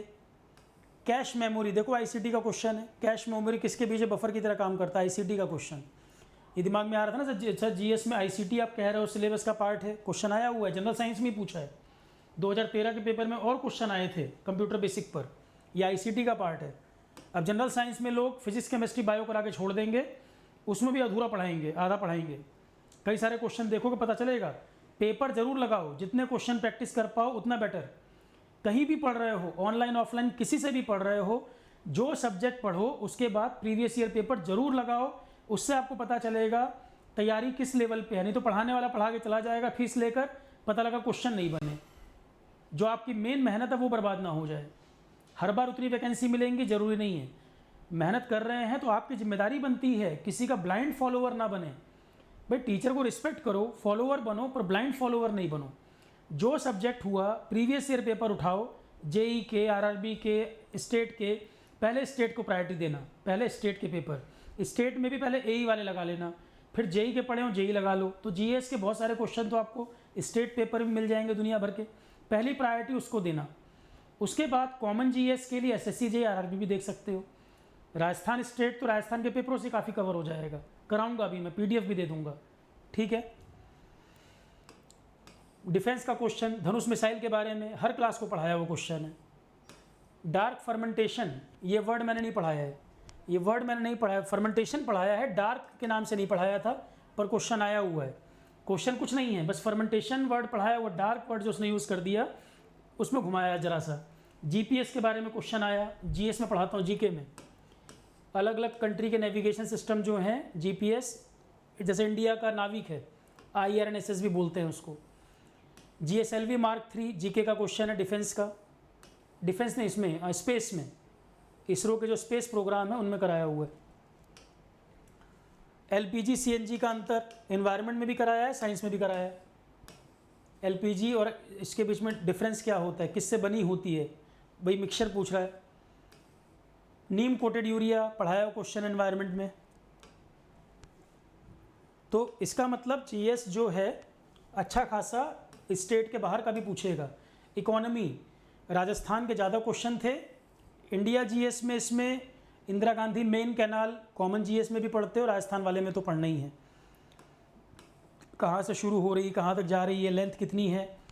उसके बाद इंडियन इकोनॉमी से भी 2-3 क्वेश्चन थे इस पर, जीडीपी वगैरह का क्वेश्चन आया था। तो बैठकर पहले 2 पेपर अवेलेबल हैं, 13 और 18 वाला, बैठकर एनालिसिस कर लो। एरिया कम से कम पता लग जाए क्या क्या पढ़ाया जा रहा है। मिनरल्स राजस्थान के पूछेगा ही। श्रीराम फर्टिलाइज़र कहाँ पर है ये राजस्थान में। ब्लैक पॉटरी के लिए कौन सा ज़िला फेमस है। ये सब राजस्थान लोकल के क्वेश्चन थे इकोनॉमी के। इंडियन इकोनॉमी पे 2 क्वेश्चन थे इसमें जहाँ तक मुझे याद है। एक ये है, ये भी राजस्थान लोकल टूरिज़्म का क्वेश्चन था। ये 12th 5 year plan Rajasthan, mail literacy, Rajasthan के ज़िले, राजस्थान का बजट, ये रहा सेंट्रल बजट का क्वेश्चन। एक ये क्वेश्चन था इंडियन इकोनॉमी से, सेंट्रल गवर्नमेंट ऑफ इंडिया का जो 18-19 का बजट था, फिस्कल डेफिसिट जीडीपी का कितना % हमारा वित्तीय घाटा था। ये क्लास में पढ़ाया हुआ क्वेश्चन था। ये वित्तीय घाटा, ऑयल वाला टॉपिक पढ़ाता हूँ उसमें डिस्कस करता हूँ मैं। फिस्कल डेफिसिट क्या मतलब होता है, इंडिया का कितना था, और उसी से मैं इंडिया कोशिश कर रहा था उसको कवर अप करने की, कम करने की, तभी न्यूज़ में भी था। During the economic reform period in India, economic reform period Manmohan Singh का समय, क्या क्या चीज़ें, ये भी क्वेश्चन यूपीएससी पूछ चुका है। इसमें से 2 स्टेटमेंट, क्वेश्चन फ्रेम जो किया गया है, 2 स्टेटमेंट यूपीएससी वाले ही पूछे सेम, एक ऑप्शन बना के डाला हुआ है। पहले आया वो क्वेश्चन 91-92 रिफॉर्म्स, ये फिर राजस्थान के क्वेश्चन है सारे। फॉरेन बैंक में कितने हैं वो बताओ, बाकी सब इसमें राजस्थान लोकल का था। इकोनॉमी में ज्योग्राफी देख लो, ज्योग्राफी जो मैंने पढ़ा रखा है वहीं से डायरेक्ट क्वेश्चन दिख रहे हैं मुझे इसमें। मेन रिवर ट्रिब्यूटरी, अब 2018 में जब मैं बैच लेने गया था तो उस समय ऑफलाइन में 2 ही 3 सब्जेक्ट मिलते थे पढ़ाने को। एक मैं जनरल साइंस, लाइफ साइंस पढ़ाता था उस समय, और जीके करंट अफेयर लेता था। सारे सब्जेक्ट ऑफलाइन में थोड़ी मुझे दिए गए थे, जनरल साइंस और जीके करंट अफेयर ये टॉपिक मैं लेता था वहाँ पर। अब आरोहण तो, या आरोहण पे जब मैंने ऑनलाइन जब पढ़ाया तब मैंने बाकी सब्जेक्ट भी वहाँ पर फिर ऐड करना शुरू किए। भाई ऑफलाइन तो आपके कंट्रोल में नहीं है ना, वो तो जो कंपनी कहेगी वो आपको करना होगा। ऑनलाइन जब मैं गया तो मुझे और भी सब्जेक्ट कहा गया सर आप कराइए, डिमांड भी स्टूडेंट की बहुत थी। अब आरोहण पे मेरा अपना, मैं खुद चला रहा हूँ तो भाई पूरा मेरे पास कंट्रोल है वहाँ पर। अब इतने सब्जेक्ट जीएस कराए हैं, आप खुद जाके एक एक सब्जेक्ट उठा के चेक कर सकते हो भाई कम पढ़ाया है कि ठीक पढ़ाया है, और सबसे अच्छा तरीका प्रीवियस ईयर लगाइए। अब ये सब क्वेश्चन आए हैं, कौन सी रिवर ट्रिब्यूटरी बता दो, ये बन जाएगा क्वेश्चन। बहर अल गजल मैंने नहीं पढ़ाया है पर ये क्वेश्चन आपका बन जाएगा। मैचिंग से कोलोराडो रिवर, मैकेंजी, क्वेश्चन निकल जाएगा। पीस रिवर, लॉरेंस, एक आध नाम नहीं मिलेगा, बाकी सारे मिल जाएंगे। ये not a marginal sea of Atlantic question, फिर आपका वर्ल्ड ज्योग्राफी से है, ये भी वर्ल्ड ज्योग्राफी का क्वेश्चन है, कौन सी रिवर कहाँ पर है, और अच्छे खासे क्वेश्चन पूछे हैं वर्ल्ड ज्योग्राफी में भी। ऐसे ऐसे नाम पूछे हैं जो जनरली आप नहीं भी पढ़ते हो, कुछ कुछ क्वेश्चन जानबूझ के निकाले। 1 हॉर्न राइनो कहाँ पाया जाता है, ये हर स्टूडेंट बता लेगा, कभी भी मेरे से पढ़ रखा होगा जीके या एनवायरनमेंट तो बता लेगा। Kaziranga, Assam. Jim Corbett national park का नाम पहले क्या था, हेली, ये भी डायरेक्ट क्वेश्चन है कॉपी का। फिर ये राजस्थान लोकल का क्वेश्चन है मैचिंग का। सवाई मानसिंह ये कहाँ पर, केसरबाग कहाँ पर, बस्सी कहाँ पर, कौन से ज़िले में पढ़ते हैं, रामगढ़ विषधारी किस ज़िले में। फिर ये सब आपके राजस्थान के क्वेश्चन हैं। पंचायती डिवीज़न कितने हैं, कौन कौन सी बफेलो की वैरायटी है, भेड़ की वैरायटी है, ये सब राजस्थान लोकल। इंडिया का जो बाकी क्वेश्चन इसमें आया था, पेपर एक बार पलट दे रहा हूँ कि अपने से पलटोगे नहीं, कोशिश करो को कोई बता दे, कोई पलट के पेपर दिखा दे, उतना भी मेहनत नहीं करना, पेपर ज़रूर पलट लेना एक बार। फॉरेस्ट प्रोड्यूस और ट्रीज़, कौन सा ट्री जो है, ये कौन सा, चारकोल, काठा, ये कंट्री सिगरेट, ये सब जो है किस लकड़ी से बनती है, कौन सी लकड़ी से क्या बनता है इसमें, ये क्वेश्चन आया।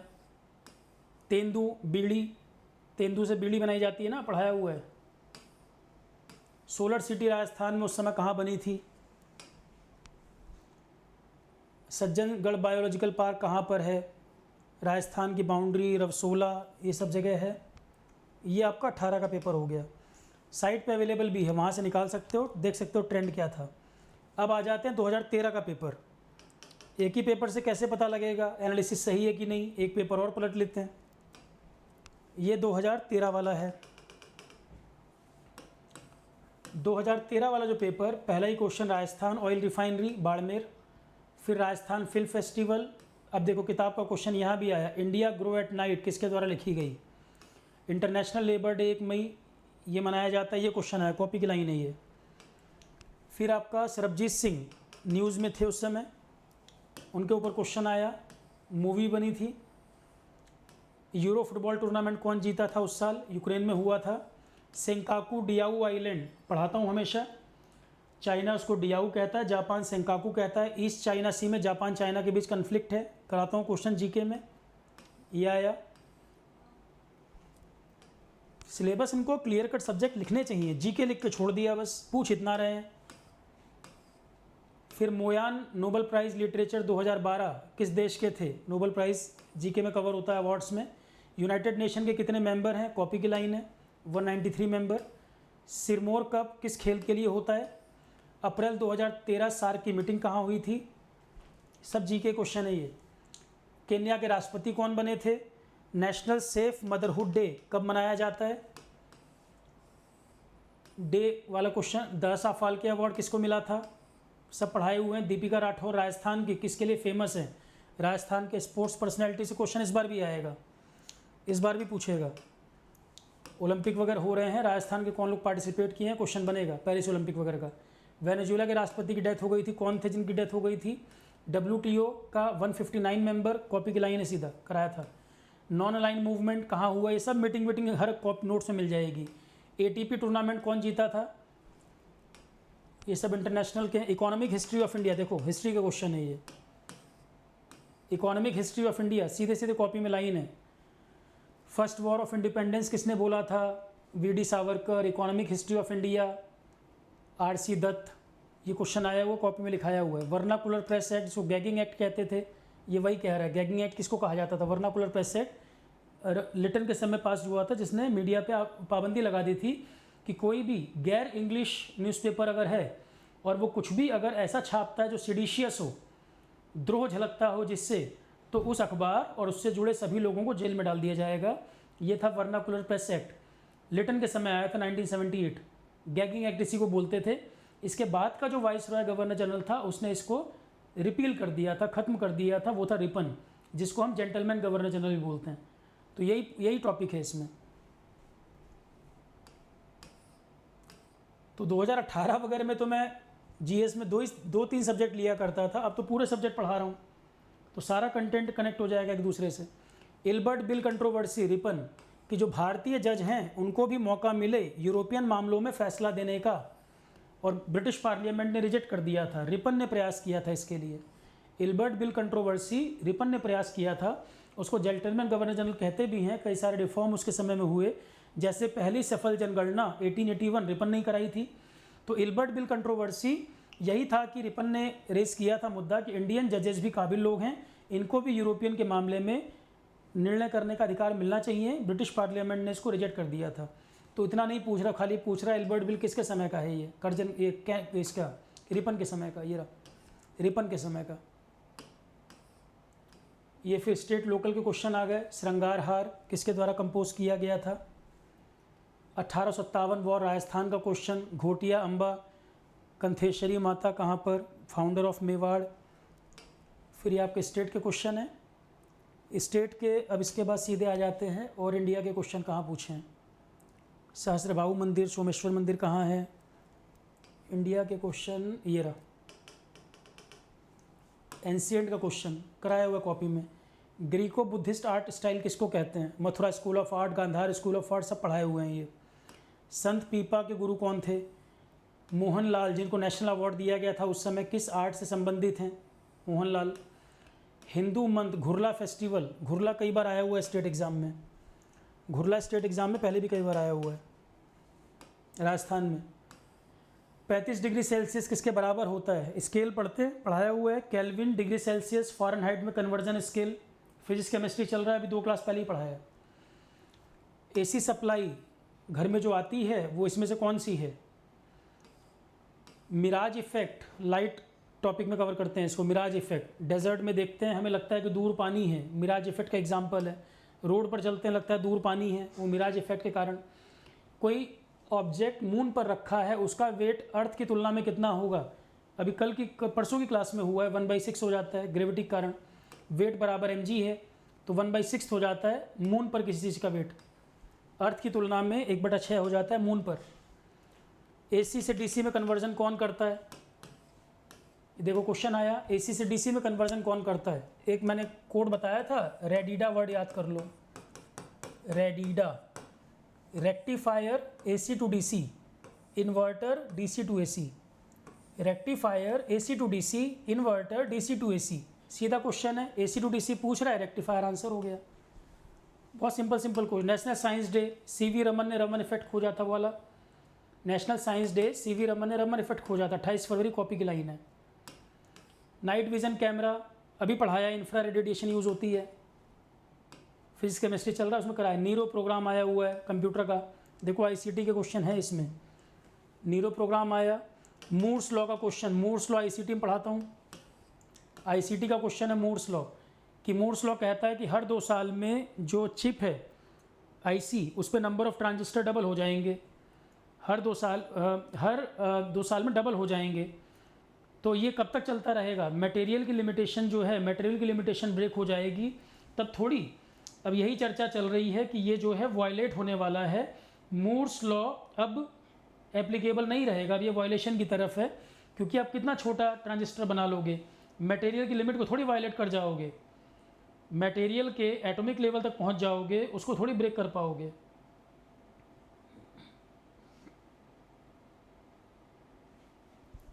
तो नंबर ऑफ ट्रांजिस्टर जो IC जो चिप पे लगे हैं हर 2 साल में डबल हो जाएंगे, ये था Moore's law. Number of transistor जो चिप पे लगे हैं हर 2 साल में डबल हो जाएंगे, कि आज अगर 4 हैं तो फिर 2 साल बाद 8 हो जाएंगे, फिर 16, फिर 32, पर एक लिमिट तो आ जाएगी। ट्रांजिस्टर कितना छोटा बनाओगे उतने ही एरिया में नंबर ऑफ ट्रांजिस्टर हर 2 साल में डबल हो रहे हैं।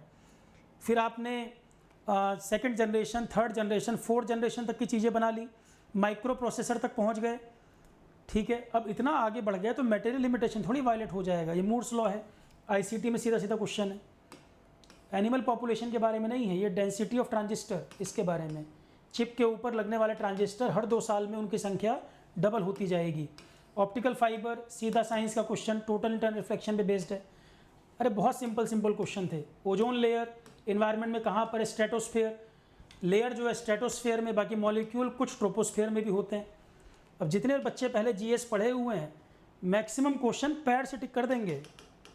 कुछ लोगों को लग रहा होगा अरे सर ने ज़्यादा तो नहीं बात कह दी, कॉपी उठाओगे लाइन टू लाइन क्वेश्चन है। RBC की लाइफ कितनी होती है, 90 से 120 दिन, ये क्वेश्चन है। कलर ब्लाइंड पर्सन को किस कलर को पहचानने में दिक्कत होती है, रेड और ग्रीन को पहचानने में परेशानी होती है, बाकी कलर्स को नॉर्मल दिखते हैं बाकी कलर्स को नॉर्मल दिखते हैं। National institute of communicable disease कहाँ पर है, स्टार्स हमारे सोलर सिस्टम में कितने हैं, स्टार तो सन ही है ना, स्टार सन है, नियरेस्ट स्टार अर्थ के। अल्फ़ा सेंचुरी का सिस्टम पढ़ा है आपने, उसमें 3 स्टार होते हैं, अल्फ़ा सेंचुरी में 3 का ग्रुप है, उसमें भी सबसे नज़दीक है प्रॉक्सिमा सेंचुरी, ये भी कॉपी की लाइन। कंप्यूटर में लार्जेस्ट यूनिट बताइए, बिट, बाइट, गीगाबाइट, इनके क्या मतलब हैं, पढ़ाया है ICT में। 3G 4G 5G का डिफरेंस पढ़ाया हुआ है ICT के अंदर। देखो कितने क्वेश्चन है ICT, और जनरल साइंस में आएगा ये, लोग समझ ही नहीं पाएंगे कि ये भी पढ़ाना है।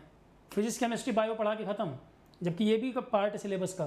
कंप्यूटर वायरस के बारे में, सबसे बड़ा प्लैनेट सोलर सिस्टम पढ़ाया हुआ है। सबसे ज़्यादा वर्कर किस इंडस्ट्री में एम्प्लॉयड होते हैं, सीधी कॉपी की लाइन है। सबसे ज़्यादा लोग किस इंडस्ट्री में एम्प्लॉयड हैं, एग्रीकल्चर लिखा नहीं है, टेक्सटाइल में। विजय कुमार केलकर कमेटी 2012 वाली किसके बारे में बनी थी, बताया हुआ है ये भी। आगरा डेवलपमेंट, ये सब राजस्थान लोकल के हैं, ये सब क्वेश्चन राजस्थान लोकल के पूछे हैं। फिर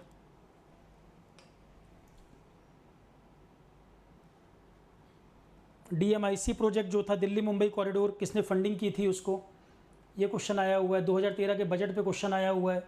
इंटरेस्ट सबवेंशन स्कीम पे क्वेश्चन है, मतलब इंडियन इकोनॉमी के 3 क्वेश्चन। चौथा ये प्रधानमंत्री रोजगार योजना, प्रधानमंत्री स्वरोजगार योजना पे क्वेश्चन था, स्कीम वगैरह जो उस समय न्यूज़ में थी। 8-9 का क्वेश्चन है, देखो 2008-9 का क्वेश्चन 13 में पूछा है। अभी मैंने आपसे कहा था स्कीम प्रोग्राम के क्वेश्चन पुराने भी आ जाते हैं, 2008-9 का क्वेश्चन उन्होंने 13 में पूछा। प्रधानमंत्री रोजगार ये सृजन क्या कुछ लिखा, कार्यक्रम, थोड़ा सा मिट रखा है पेपर, ये प्रिंट सही नहीं आया हुआ है, कोई कोई वर्ड जो है मिटे हुए हैं। रीको राजस्थान लोकल, हरित राजस्थान योजना, करंट अकाउंट डेफिसिट, डेफिसिट के क्वेश्चन 13 में भी आया, 18 में भी आया इकोनॉमी से। फिर इसमें से खरीफ की फसल कौन है, ज्योग्राफी है ये सारा। अब ज्योग्राफी आ गया, राबी खरीफ सीधे सीधे कॉपी की लाइन है। चावल खरीफ की फसल होती है, गेहूँ राबी की फसल है। कब खरीफ और राबी में बुआई कब होती है, कटाई कब होती है, सीजन टाइम पूछ लेता है। Dams are modern temples of India, किसने कहा था, कॉपी में स्टार्ट यहीं से करता हूँ मैं डैम का topic. Dams are modern temple of India किसने कहा था डैम्स के बारे में, यहीं से स्टार्ट करता हूँ, पंडित नेहरू। डैम का टॉपिक यहीं से पढ़ाता हूँ मैं। फिर ये आपके फोर्ट वगैरह पूछे, फोर्ट और टेम्पल कौन कहाँ पर है। डेजर्ट नेशनल पार्क पढ़ाया हुआ है, 2 जिलों में लाई करता है, यूपीएससी में भी आया था desert national park. Great Indian bustard के लिए फेमस है, ग्रेट इंडियन बस्टर्ड बर्ड है, राजस्थान की स्टेट बर्ड। फिर जिप्सम, कॉपर, इंडिया में हम लोग पढ़ते हैं ये किस स्टेट वाइज पाए जाते हैं, यहाँ पे डिस्ट्रिक्ट वाइज पूछ लिया किस क्षेत्र में मिलता है। नए ज़िले बन गए हैं, अब राजस्थान में नए ज़िले बने हैं तो वहाँ से क्वेश्चन बनेंगे, उसका डाटा लोगों को नहीं मिल रहा, परेशान है। ये सब स्टेट लोकल है। नील रिवर, ये आपका वर्ल्ड ज्योग्राफी, वर्ल्ड ज्योग्राफी का question, Nile river. Longest mountain range Bharat, ये दुनिया में कहाँ पर है। लॉन्गेस्ट पूछ रहा है, लार्जेस्ट नहीं, हाईएस्ट नहीं पूछ रहा। Longest Andes mountain south America, highest Himalaya है, लॉन्गेस्ट एंडेस। ब्रोमली प्लेटू कहाँ पर स्थित है, ब्रोमली मैंने पढ़ाया नहीं है, ब्रोमली मेरा पढ़ाया हुआ नहीं। कंकरेज किसकी ब्रीड होती है ये बताया हुआ है, प्रीवियस ईयर में आया था क्वेश्चन, प्रीवियस ईयर सॉल्व करवाए थे तब बताया था कंकरेज किसकी वैरायटी है ये। Highest mountain peak Africa, Kilimanjaro, ये क्वेश्चन आया हुआ है। Highest mountain peak Kilimanjaro Africa का पूछा हुआ है। टकलामकान डेजर्ट, अटाकामा, सब पढ़ाए हुए हैं ये, कौन सा कहाँ पर है सब पढ़ाए हुए हैं। टकलामकान, गोबी, अटाकामा, काराकम, टिग्रिस, यूफ्रेटस, अरल सी सूख गया है अब। आमुर दरिया, ये पढ़ाया हुआ क्वेश्चन है। अरल सी जो है सूख गया अब, ये 2013 पुराना क्वेश्चन है। अरल सी ड्राई हो चुका है, यूपीएससी में आया था। लार्जेस्ट आइलैंड इंडियन ओशियन में पढ़ाया हुआ क्वेश्चन है ये। ग्रेट बैरियर रीफ कहाँ पर है, ऑस्ट्रेलिया के नॉर्थ ईस्ट में। सबसे बड़ा स्ट्रक्चर रीफ का इन्वायरमेंट का क्वेश्चन है, ऑस्ट्रेलिया के नॉर्थ ईस्ट में। ये रहा 2 ऑप्शन। प्रोजेक्ट एलिफेंट 1992 कराया हुआ क्वेश्चन है। याक जो है लद्दाख में मिलता है, ये डायरेक्ट क्वेश्चन है।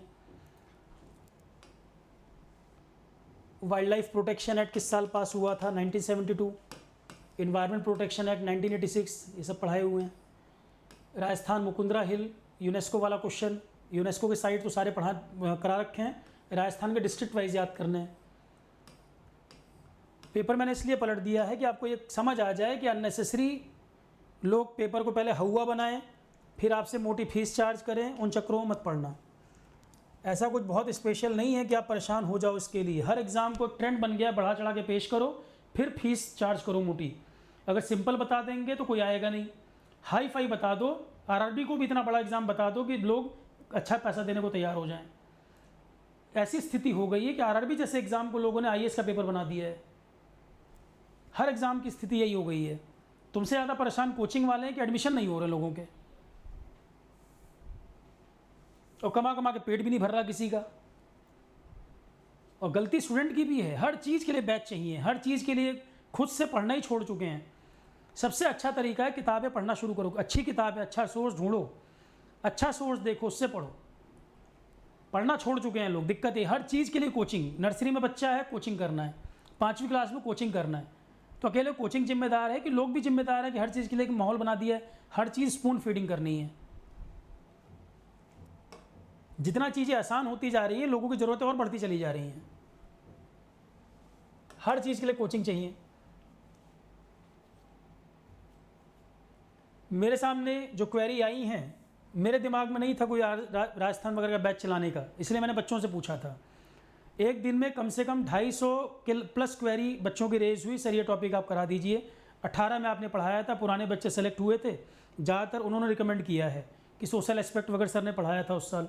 और मेंस वगैरह में तो सीधे सीधे line to line question copy से बन गए थे। नोट्स मैंने प्रोवाइड कर भी दिए हैं पुराने वाले, किसी को लगता है मैं नोट्स से कर सकता हूँ, नोट्स पुराने वाले अवेलेबल हो गए हैं, कुछ कुछ करंट डाटा उसमें ऐड कर देंगे। और पीडीएफ की चिंता आप वैसे ही मत करो, पीडीएफ आरोहन पे सब अवेलेबल हैं, जो हर बच्चे के लिए फ्री अवेलेबल हैं। आरोहन की वेबसाइट पे भी सारी पीडीएफ पड़ी हैं, आरोहन ऐप पर जाओगे वहाँ भी एसएससी वगैरह के कोर्स में जाओगे, आरपीएससी में पीडीएफ वहाँ भी सब ओपन हो जाएंगी। अभी तो शुरू ही किया आरपीएससी वाला बैच, तो पीडीएफ वहाँ भी ओपन रहेगी। नोट्स की चिंता मत करिए, नोट्स का आरोहन ऐप पर या वेबसाइट पर दोनों जगह फ्री अवेलेबल है। झारखंड पीएससी का पेपर अभी फॉरेस्ट वाला होना है, 3 पार्ट उसके मैंने खुद बैठ के दिन रात बैठ के बना के 3 पार्ट उसके शेयर किए हैं, और मैंने खुद बना के शेयर किए हैं, आप देख भी रहे होंगे, कम्युनिटी पोस्ट में भी डाला हुआ है। तो राजस्थान के भी आप जो मैं डाटा बनाऊंगा, नोट्स वगैरह जो मैं खुद बैठ के बनाऊंगा, वो तो फ्रीली सबके लिए अवेलेबल रहेगा ही, चाहे कोई कहीं भी पढ़ रहा हो, उसके लिए कोई चार्ज किसी तरह का नहीं है। पर क्योंकि बैच जब बनेगा लाइव में मुझे कवर करना है और बैच को भी टाइम देना है, बैकएंड टीम भी होती है, तो ऑनलाइन में कुछ तो चार्ज करना पड़ेगा, फ्री नहीं कर सकता मैं उसको, मैं कोशिश भी करूँ तो नहीं, क्योंकि अगर पूरा फ्री कर देंगे तो फिर सस्टेनेबल मॉडल नहीं होगा, इतना सबको समझ है। हाँ, जितना अफोर्डेबल मैं कर सकता हूँ वो मैंने ट्राई किया है। अभी भी किसी को लगे सर अफोर्डेबल नहीं है, ज़्यादा है, तो कमेंट में आप बता दीजिएगा मुझे। 2 तरह के बैच की डिमांड बच्चों ने की थी, और मुझे भी लग रहा था कि 2 बैच यहाँ पर कराने पड़ेंगे। एक तो आरपीएससी का, आरपीएससी एई, और मैं क्लियर कर रहा हूँ कि इसमें क्या होगा क्या नहीं होगा, जो कराऊंगा वो भी बता रहा हूँ, जो नहीं होगा वही बता दे रहा हूँ। RPSC AE non tech pre plus mains, non tech का बोल रहा हूँ मैं, RPSC AE pre plus mains non tech. तो प्री में आपका जितना जीएस आ रहा है, ये पूरा जीएस, इंडियन पॉलिटी के क्वेश्चन 13 में भी नहीं है, 18 में भी नहीं आए, पर इसके लेक्चर भी मैं आपको इसलिए दे दूंगा क्योंकि ये पूरा जीएस आपका आरआरबी में भी आना है। अब जो ये एग्ज़ाम दे रहा होगा आरआरबी भी दे रहा होगा, तो फिर दोबारा थोड़ी बैच करना, पैसा खर्च करना है कहीं। तो कुछ सब्जेक्ट जो इसमें नहीं भी आ रहा, मैं सब्जेक्ट मैंने बताई थी कौन कौन से क्वेश्चन आ रहे हैं, इसको बिल्कुल लास्ट में रख लेना चाहे तो, पर मैं प्रोवाइड ये भी कर दूंगा, जो आए हुए हैं सब्जेक्ट वो तो रहेंगे ही, और लाइव में भी, और ये पॉलिटी भी ऐड कर दूंगा इसमें। मेंस में आपको एक ही टॉपिक मेरी हेल्प चाहिए, सोशल एस्पेक्ट्स। इसकी चिंता आप ना करें, पिछली बार जो कराया था उससे भी ज़्यादा होगा, क्योंकि ऑफलाइन में टाइम का लिमिट था, उतने में ख़त्म करना था, प्रयास किया मैंने जितना मैं बेटर करा सकता था। इस बार इसको और एड ऑन करेंगे और बेटर कर देंगे। इसमें तो चिंता मत करो, लाइन टू लाइन में लिखवाता हूँ पॉइंट्स, उसी तरह से एग्जाम में जाके लिख दो, कोई इसमें दिमाग नहीं लगाना। और क्वेश्चन भी आइडिया रहता है क्या पूछेगा, 5 नंबर में कौन सा क्वेश्चन बन सकता है, 10 नंबर में कौन सा बन सकता है, जितना जितना वेटेज किस क्वेश्चन का हो सकता है वो देख के पता लग जाता है टीचर को। उस साल के बैच में तो मैंने पढ़ाते हुए बोल दिया था ये तुम्हारा 5 नंबर में आएगा, ये 10 नंबर में आएगा। पूछोगे पुराने बच्चों से तो बताएंगे कि टॉपिक के साथ सर ने बताया था ये इतने नंबर का पूछेगा, ये इतने नंबर का पूछेगा, वेटेज के साथ बताया था। तो इस बार इसको और ऐड ऑन कर देंगे, इसकी चिंता नहीं करो। और वही कॉपी आज तक घूम रही है, बच्चे खुद ही बताते हैं कि सर कई सारे बैचेस में वही कॉपी घूम रही है सोशल एस्पेक्ट, तो इस बार इसको मैं और ऐड कर दूंगा। 214 पेज शायद लिखवाए थे मैंने उसमें। ये 2 चीज़ों की डिमांड है। हिंदी के लिए मैं आपको फिर बता दूं, आप मेरे से एक्सपेक्ट करें कि सर आरोहन पर पूरा हिंदी होगा, नहीं, मेरे लिए नहीं पॉसिबल है हिंदी पूरा करा पाना। हिंदी मेरा सब्जेक्ट भी नहीं, मैं पढ़ाता भी नहीं हूँ। पर हिंदी राजस्थान के बच्चों को दिक्कत नहीं होनी चाहिए। यूपी, बिहार, राजस्थान और मध्य प्रदेश, कम से कम 3-4 स्टेट तो ऐसे हैं जो हिंदी के पेपर में परेशानी नहीं होनी चाहिए। हर चीज़ के लिए कोचिंग चाहिए, क्या तुमको हिंदी पढ़ने के लिए भी कोचिंग चाहिए? जनरल हिंदी की किताब आती है, पृथ्वीनाथ पांडे, मेरे रिलेटिव नहीं हैं, सरनेम कॉमन है, यूपी पीसीएस वाले यही किताब पढ़ते थे, यूपी पीसीएस में यही किताब चलती थी, बहुत पुरानी बुक है ये। सामान्य हिंदी बाई पृथ्वीनाथ पांडे, ये किताब देख सकते हो। दूसरी बात, प्रीवियस ईयर ज़रूर लगा लेना, यूपी, बिहार, राजस्थान, जहाँ जहाँ हिंदी आता हो। हिंदी में तो कोई स्टेट का हिंदी नहीं है ना, हिंदी में सिलेबस लिख रखा है, ये टॉपिक आएंगे, पेपर भी पुराना मिला हुआ है। तो पीवाईक्यूज़ जो हैं यूपी, बिहार, राजस्थान, जहाँ जहाँ टॉपिक आपको सिलेबस के मिल रहे हैं वो पेपर लगा लो। यहाँ पे 10-10 साल के पेपर ही लगा लोगे तो भी तुम्हारा हिंदी तैयार हो जाएगा, ठीक है। अब हिंदी के लिए मत पीछे पड़ो कि सर हिंदी भी पूरा करा दो। आरोहन पे 20-22 लेक्चर अवेलेबल हैं हिंदी के, वो मैंने दे दिए हैं, पर आप ये मत कहना सर हिंदी अब 100 घंटे कराइए, मैं नहीं करा पाऊँगा। जो नहीं करा पाऊँगा मना कर रहा हूँ मैं। हाँ, कोई अच्छा टीचर अवेलेबल होगा, कुछ लेक्चर और ऐड कर दूँगा, पर हिंदी पर मेरा इतना फोकस नहीं है कि सबसे इम्पॉर्टेंट हिंदी है। मैं मान के चल रहा हूँ कि स्टेट हिंदी वाले, हिंदी में ये 2-4 स्टेट के बच्चे बहुत कंफर्टेबल होते हैं, तो मैं हिंदी का पूरा सब्जेक्ट 100 घंटे नहीं कराने वाला हूँ, मेरे से नहीं हो पाएगा ये, ना मैं पढ़ाता हूँ। 20-22 लेक्चर कुछ टीचरों ने कराए हैं, वो पढ़े हुए हैं। अच्छा टीचर अवेलेबल होगा तो मैं ऐड कर दूंगा, या आप रिकमेंड कर देना, मुझे कराने में कोई प्रॉब्लम नहीं, पर जब तक अच्छा टीचर नहीं होगा मैं नहीं कराऊंगा। क्लियर बात है। मुझे बेस्ट टीचर जब तक नहीं मिलेगा मैं नहीं कराऊंगा। ज़्यादा बेहतर है ना कराओ, या तो बेस्ट कराओ। अब जीएस में आप मेरे से एक्सपेक्ट कर रहे हैं सर इस लेवल पे कराएंगे, और हिंदी इस लेवल पे होगी, तो मैं नहीं कराऊंगा उसको। ठीक है, मेंस में है हिंदी, मेंस में आएगा। तो आरोहण पे बैच मैंने 2 अलग अलग कर दिए। समस्या क्या है कि बच्चे भी तो कम चालाक नहीं है, जितनी चीज़ प्रोवाइड करो उतनी दिक्कतें हैं। और खैर, जिससे उम्मीद होती है उसी से कहते भी हैं, बात ये भी है। जहाँ कोई सुनवाई नहीं है वहाँ कहने कोई फ़ायदा नहीं होता। पुराने बच्चों ने लगता है ऐसे बता सिखा के भेजा हुआ है कि सर से 2 बार 3 बार बोलना, पक्का हाँ करेंगे। अब देखो यहाँ राजस्थान जीएस में 1-2 तरह के बैच मैंने इसके प्लान किए हैं, और फिर कह रहा हूँ जिसको ज़रूरत हो वो करे, जिसको नहीं ज़रूरत हो नहीं करे। कल यूट्यूब पे एक आदमी कमेंट करता है, पता नहीं कौन था, पेड कमेंट भी बहुत चलते हैं आजकल, कंपटीशन का माहौल है। मैं किसी से कोई कंपटीशन नहीं मानता हूँ, कोई कंपटीशन नहीं है, और मैं ऑलरेडी रिटायरमेंट फेज़ की तरफ आगे बढ़ रहा हूँ। जो मेरे कलीग वगैरह वो जानते हैं कि 24 साल में मैंने पढ़ाना शुरू किया था, 24-25 साल एज रही होगी, और तब से मैं कहता था कि यार 40 के बाद रिटायरमेंट ले लेंगे, 60 साल का मेरा कोई प्लान नहीं है। तो मेरा कोई कंपटीशन किसी से नहीं है। तो जो लोग फालतू में कोई पेड कमेंट करवाते हैं, पैसा देते हैं फालतू में, तो स्टूडेंट की जिम्मेदारी है पैसा वहाँ से ले लें, पढ़ाई यहाँ कर लें, ताकि लाइफ में कुछ हो जाए और जीवन भर ये काम ना करना पड़े। और मेरा किसी से कोई कंपटीशन नहीं है। कुछ टाइम में आप देखोगे 1-2 साल में खुद ही रिटायरमेंट ले लूँगा मैं। तो मेरे से किसी को परेशान होने की ज़रूरत नहीं है। बस बात इतनी है कि स्टूडेंट को ज़रूरत है, कुछ एग्ज़ाम आ रहे हैं, वैकेंसीज़ हैं, वो डिमांड कर रहे हैं करा दीजिए, तो मैं करा दे रहा हूँ। अदरवाइज़ मैं राजस्थान का बैच भी लॉन्च नहीं करता, कोई प्लान नहीं था मेरा। इसलिए मैंने पहले पूछा था। अब 250 से ऊपर क्वेरी आ रही हैं। मुझे ये भी नहीं पता था कि 18 में पढ़ाया था, 6 साल में कोई बच्चे टच में है कि नहीं है, क्योंकि मुझे खुद मैक्सिमम टाइम मेरा खुद पढ़ने में, पढ़ाने में, इसी में जाता है, और आलतू फालतू प्रोपेगेंडा, डिस्कशन, इन सब चीज़ों में नहीं जाता। या तो काउंसलिंग में बच्चों की समय जाता है, या खुद पढ़ने में, या पढ़ाने में, या कंटेंट तैयार करने में। इसके अलावा समय बिल्कुल नहीं बचता। तो एक कमेंट आया यूट्यूब में कि सर आप शॉर्ट वीडियो मतलब बनाया करिए। बैकएंड टीम कई बार कुछ कट करके वीडियो डालती है, पर उसने कहा कि आप जो 1-1 घंटे का टॉप वो डाल देते हो, शॉर्ट वीडियो बनाइए, इसीलिए आप पीछे रह गए। अब पता नहीं वो किस सेंस में कहता है पीछे रह गए। कमेंट पढ़ के थोड़ा मुझे अजीब भी लगा। 14 साल में 7 लाख बच्चे तो पढ़ाई दिए, ऑनलाइन ऑफलाइन मिलाकर। 14 साल में 7 लाख बच्चे पढ़ाना, फेसबुक पेज के ऊपर 50,000 से ऊपर लोग होंगे, जुड़े होंगे। फेसबुक सोशल मीडिया पे बहुत जुड़े होंगे।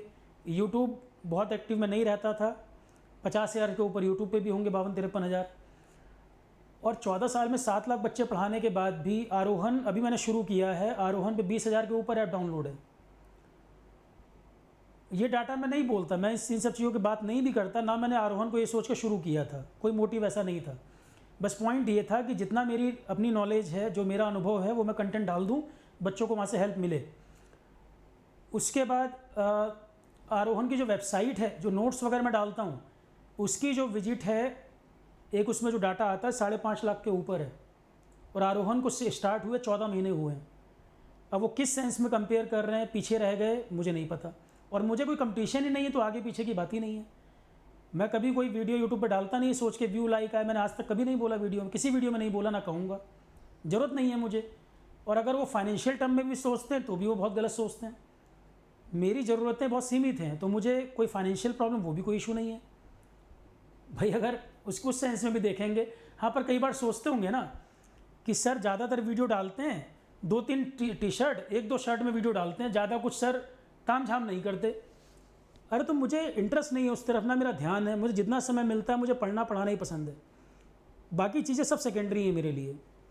मनी भी सेकेंडरी है, क्योंकि 14 साल जो व्यक्ति काम कर चुका है, उसको नहीं ज़रूरत है इतना पैसे के पीछे भागने की।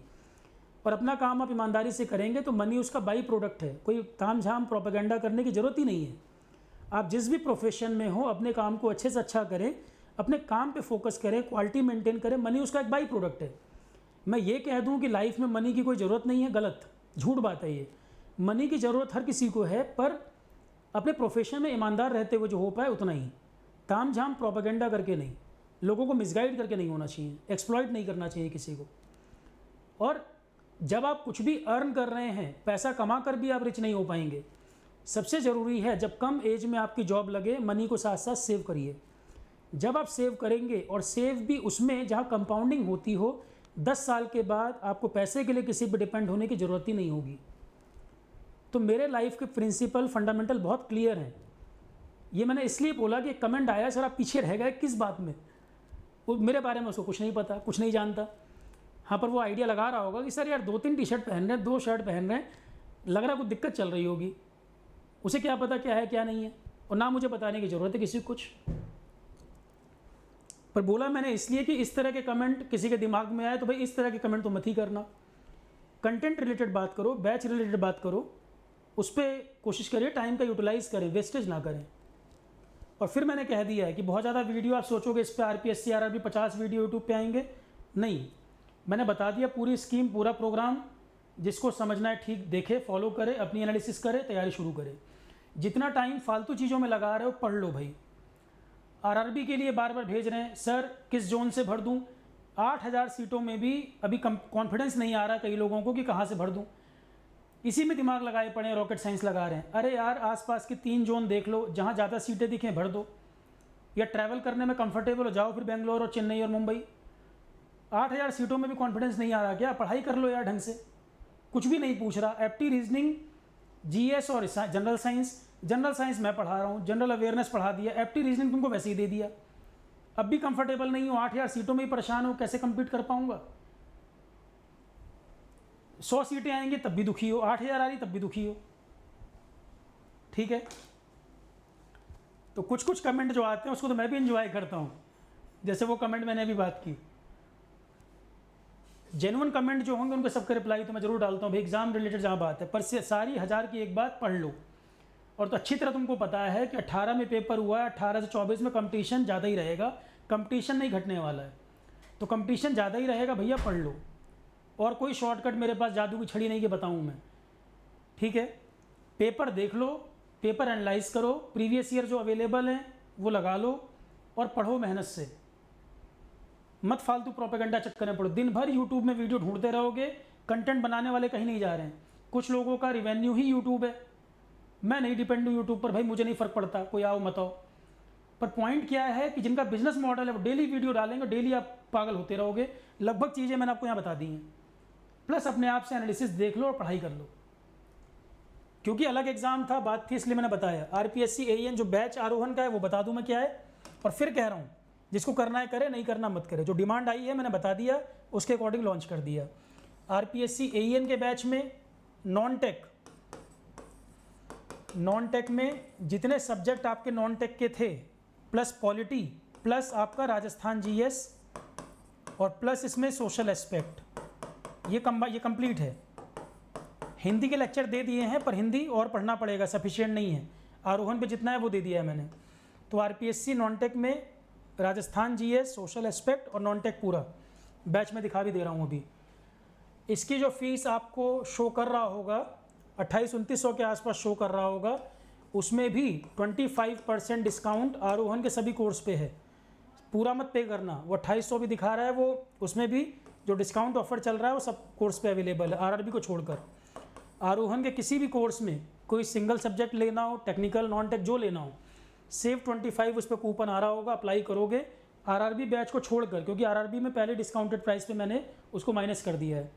तो सेव 25 अप्लाई करोगे, ये आपको 2200 के आसपास दिखाएगा, जिसमें non tech, Rajasthan GS, social aspect पूरा है। तो अभी ये चल रहा है, जिसको ज़रूरत है कर ले। एक डिमांड आ रही है कि सर मैं आरोहण पे ये पढ़ चुका हूँ नॉन टेक। आरोहण पे कई बच्चे हैं जो अलग अलग बैचेज में नॉन टेक पूरा कर चुके हैं, उनको दोबारा इस नॉन टेक की ज़रूरत नहीं है। मैं खुद मना कर रहा हूँ, इस नॉन टेक की ज़रूरत उनको दोबारा नहीं है। मैं RRB में पढ़ा रहा हूँ, SSC JEE में पढ़ाया, स्टेट PCS वाले पढ़ चुके, उनको इस नॉन टेक में ज़रूरत नहीं है। उनको केवल ज़रूरत है राजस्थान GS और सोशल एस्पेक्ट की, तो एक अलग कोर्स मैंने सिर्फ इन 2 टॉपिक के लिए चला दिया है। इसमें राजस्थान जीएस पूरा कराऊंगा मैं, अपनी प्रयास करूंगा जितना मैं ज़्यादा करा सकूं। इसमें मेरा प्रयास रहेगा, पीडीएफ भी मैं बना के दूंगा, और जितना ज़्यादा करा सकूं उतना कोशिश करूंगा मैं, जितनी मेरी क्षमता है। और दूसरा इसमें सोशल एस्पेक्ट अभी कराने का फ़ायदा नहीं है, क्योंकि पहले प्री के लिए सब्जेक्ट कवर हो जाए। दूसरा मैं इसमें ये कराऊंगा। तो केवल ये 2 मॉड्यूल के लिए बच्चों ने डिमांड की थी, वो भी मैंने आज लॉन्च किया है। इसकी फ़ीस जो है सेव 25 कूपन अप्लाई करने के बाद 1900 से 2000 के बीच आ रही होगी। अब ये मत कहना सर 2000 रुपये भी ज़्यादा महंगा है। राजस्थान जीएस आपका 40-50 घंटे ले जाएगा, प्लस इसमें सारे पीडीएफ खुद तैयार करने हैं। सोशल एस्पेक्ट में 15 टॉपिक हैं, सिलेबस देखना एक बार इसका। 215 पेज तो मैंने 2018 वाले बैच में पढ़ाए थे। अच्छा खासा कवरेज होता है, इसमें टाइम लेगा, ये भी टाइम टेकिंग है। तो डिस्काउंट सेव 25 लगाने के बाद ये भी 2000 के आसपास कुछ आ रहा होगा। दोनों में डिफरेंस है, 2000 भी क्या आएगा, उससे थोड़ा कम ही आएगा, वो देख लेना अप्लाई करके। मतलब दोनों की फ़ीस में 500-600 रुपये का डिफरेंस आ रहा होगा। तो दोनों तरह के बैच अवेलेबल है, जो करना है वो कर ले। एक बार दिखा देता हूँ मैं कहाँ पर है। आरोहन की साइट पे जाओगे, यहीं पे दिखा देगा शुरू में ही। और फिर ये मत कमेंट में करने लगना कि सर किसी बैच को प्रमोट कर रहे हैं। फिर कह रहा हूँ, ज़रूरत हो करो, नहीं करना हो मत करो। पर क्योंकि 250 से ऊपर बच्चों की क्वेरी आई है तो बनाना तो पड़ता ही। जिसको नहीं करना उसके लिए नहीं है, उसको मैं बोल भी नहीं रहा हूँ। जिसको करना है वो देख ले, कोई नहीं तुमसे कहेगा करो मत करो। मैं तो कह रहा हूँ मत करो, नहीं ज़रूरत है तो। डिमांड आई है उसके हिसाब से मैंने ये 2 आरपीएससी एईएन वाला प्री मेंस दोनों के लिए है ये। इसमें जीएस के सारे टॉपिक रहेंगे। पॉलिटी के क्वेश्चन 2 साल में नहीं दिखे, 13 में भी नहीं, 18 में भी। पर पॉलिटी मैं इसमें ज़रूर दे दूंगा, क्योंकि वो आरआरबी में आएगा और भी एग्ज़ाम में आ जाता है। और एक बार ये पूरा जीएस करने के बाद किसी इंस्टीट्यूट के पीछे, जेई एई एग्ज़ाम के जीएस के पीछे मत भागना, इसमें पूरा कवरेज है। ये मत कंपेयर करने लगना कि ज़्यादा फीस से ज़्यादा पढ़ाया जा रहा होगा। दावे से कह सकता हूँ मैं, जीएस में, ओवर कॉन्फिडेंस में नहीं, कॉन्फिडेंस में कह रहा हूँ, जीएस में इसका 50% कवरेज तुमको नहीं मिलेगा, चाहे तुम 50,000 फीस दे देना। कहना नहीं चाहिए मुझे अपने मुंह से, पर मैं इसलिए रोक रहा हूँ ताकि तुम्हारा मनी और टाइम वेस्ट ना हो। जितने सब्जेक्ट मैंने यहाँ कराए हैं 50% कवरेज तुमको नहीं मिलेगा 10 गुना फीस देकर। इतने साल से मैं जानता हूँ कोचिंग फील्ड को। और वही पोस्टर चेंज हो के बैच लॉन्च होते रहेंगे, कंटेंट वही घिसा पिटा चलता रहेगा। जितना कवरेज है, मुझे किसी की प्रॉब्लम नहीं है, पर मैं ये कह रहा हूँ कि जब एक बार पढ़ लोगे दोबारा ज़रूरत नहीं है। कंटेंट इसमें जो डाल दिया है मैंने, देखो लाइव रिकॉर्डिंग चल के आ रहा है। दूसरा क्वेश्चन आपका ये आएगा, सर लाइव में क्या करा रहे हैं, रिकॉर्डिंग में क्या करा रहे हैं। तो प्रीलिम्स का बना दिया और मेंस का बना दिया, और क्वेश्चन पेपर सारे डाल दिए। क्वेश्चन पेपर आरपीएससी के 2013 के सारे, टेक्निकल नॉन टेक्निकल, 2018 के टेक्निकल नॉन टेक्निकल, साइट पर भी अवेलेबल है आरपीएससी के, वो सारे एक जगह डाल दिए। प्री में जीएस के सारे सब्जेक्ट हैं। जनरल साइंस, इसमें आपका लाइफ साइंस अभी ख़त्म कराया जुलाई में, 15 जुलाई के आसपास। फिजिक्स केमिस्ट्री अभी चल रहा है, 12 लेक्चर हो गए, 13वां लेक्चर अब चल रहा है। तो जो अभी 10 सब्जेक्ट खत्म हुए हैं वो आपको कवर करने पड़ेंगे। रिकॉर्डिंग में सब डाल दिए ये वाले, अभी जो ख़त्म कराए हैं। अब जनरल साइंस में लाइफ साइंस फिर तुरंत रिपीट नहीं करूँगा। रिकॉर्डिंग में जो लाइव, देखो क्लासेस सारी लाइव चलती हैं। लाइव क्लास सेम डे होने के बाद 1 घंटे के अंदर फोल्डर में भी आ जाती है। क्लास सब स्मार्ट बोर्ड पे लाइव होंगी, लाइव होने के बाद रिकॉर्डिंग में 1 घंटे के अंदर आ जाएगा। इंडियन हिस्ट्री मैंने नवंबर दिसंबर में पढ़ाया था, वो यहाँ अवेलेबल है। ज्योग्राफी अक्टूबर में हुआ था। अब ये स्टैटिक सब्जेक्ट है, इसमें कुछ ऐड नहीं होना, ये वही रहेंगे और मेरे ही पढ़ाए हुए हैं। आईसीटी भी अक्टूबर के आसपास, क्योंकि आरोहण स्टार्ट हुए 1 साल 2 महीना हुआ है। सारे लेक्चर 1 साल के अंदर अंदर के हैं। लाइव में तो एक एक करके सारे होंगे फिर दोबारा से, पर किसी को मान लो 3 महीने में जीएस पूरा करना है तो लाइव सारे कराने में टाइम लगेगा। अभी लाइव मैंने इस सेशन में लाइफ साइंस कराया है, फिजिक्स केमिस्ट्री करा रहा हूँ। इसके बाद तीसरा सब्जेक्ट शुरू होगा, हफ्ते 10 दिन के बाद तीसरा लाइव शुरू होगा, और कुछ रिकॉर्डिंग में अवेलेबल हैं। तो ऐसा कर सकते हो, एक लाइव एक रिकॉर्डिंग जल्दी कवर कर लो। सबसे पहले जनरल साइंस कर लो, आरपीएससी वाले भी आरआरबी वाले भी। जनरल साइंस पहले कंप्लीट कर लो, अभी जस्ट कराया है मैंने लेटेस्ट वाला। मेंस के लिए सोशल एस्पेक्ट के नोट्स मैंने इसमें भी डाल दिए हैं, वेबसाइट पर भी डाल दिए हैं, वीडियो के डिस्क्रिप्शन में भी डाल दूंगा। जो आरपीएससी का पिछला वीडियो परसों पढ़ा है उसके डिस्क्रिप्शन में डाल भी दिया है, इसमें भी अटैच कर दूंगा। तो पिछले 18 वाले नोट्स तो वहाँ से मिल जाएंगे। वो नोट्स मैंने यहाँ डाल दिए हैं, पर इस बार अपडेट हो जाएगा वो। वो नोट्स यहाँ डाल दिए हैं, अपडेट हो जाएगा इस बार। और नोट्स की चिंता तुमको नहीं, कई लोग परेशान हैं कि नोट्स कब आएंगे। सोशल एस्पेक्ट को जो नोट्स हैं, कई इंस्टीट्यूट भी परेशान है कि सर कब कराओगे इसको जल्दी करा दो तो फिर वो नोट्स हम सर्कुलेट करें, अपने यहाँ पढ़ा दें जल्दी से। तो इसके नोट्स की डिमांड बहुत है सोशल एस्पेक्ट की, कि कब आप कराओगे कंप्लीट, ताकि जल्दी नोट्स मिल जाए, हमको मेहनत ना करनी पड़े। आप मेहनत करोगे ही तो हमें दोबारा टाइम वेस्ट क्यों करना, और फिर वो नोट्स मिल जाएंगे तब हम इसको करा देंगे। इसकी अभी बहुत ज़रूरत पड़ेगी लोगों को सोशल एस्पेक्ट की। और जब तुम्हारा बैच ख़त्म होगा, जब नोट्स पूरे होंगे, उसके बाद देखना कितनी जगह शुरू होगा सोशल एस्पेक्ट तुम्हारे बैच के बाद। नहीं तो फिर दोबारा एड ऑन क्लासेस कराई जाएंगी बाद में। कूपन देखो ये दिखा रहा है इसमें। तो ये हो गया प्री मेंस का। और दूसरा, सिर्फ राजस्थान लोकल की जो डिमांड थी, ये मैंने अभी सुबह लॉन्च कर दिया है। उसमें केवल 2 चीज़ें रहेंगी, ध्यान रखना। राजस्थान लोकल वाले में केवल 2 चीज़ें रहेंगी, राजस्थान स्टेट जीएस और स्टेट जीएस क्लासेस में बीच बीच में शुरू कर दूंगा। जो प्री में राजस्थान लोकल आएगा उसकी पीडीएफ और क्लासेस अब मैं शुरू कर दूंगा जल्दी ही। इसमें सर्च कर लेना, वो वाला बैच भी बना दिया है मैंने सुबह। उसमें लिखा है RPSC Rajasthan GS plus social aspect, ये लिखा है उस पर। वो अलग से रहेगा मॉड्यूल। वैलिडिटी दोनों की 15-15 महीने की है। लैपटॉप डेस्कटॉप पे भी चल जाता है, ऐप पे भी चल जाता है। वॉच लिमिट कुछ नहीं, जितनी मर्जी बार देखो। वैलिडिटी 15 महीने कब से काउंट होती है? जिस दिन आप इनरोल कर रहे हैं तब से 15 महीने, डेट ऑफ इनरोलमेंट से 15 महीने। तो सारी डिस्कशन हो गए। अब जिसकी जो क्वेरी है कमेंट सेक्शन वगैरह में पूछ लीजिएगा, उस पर रिप्लाई कर दूंगा मैं। ठीक है, चलो class, thank you all of you.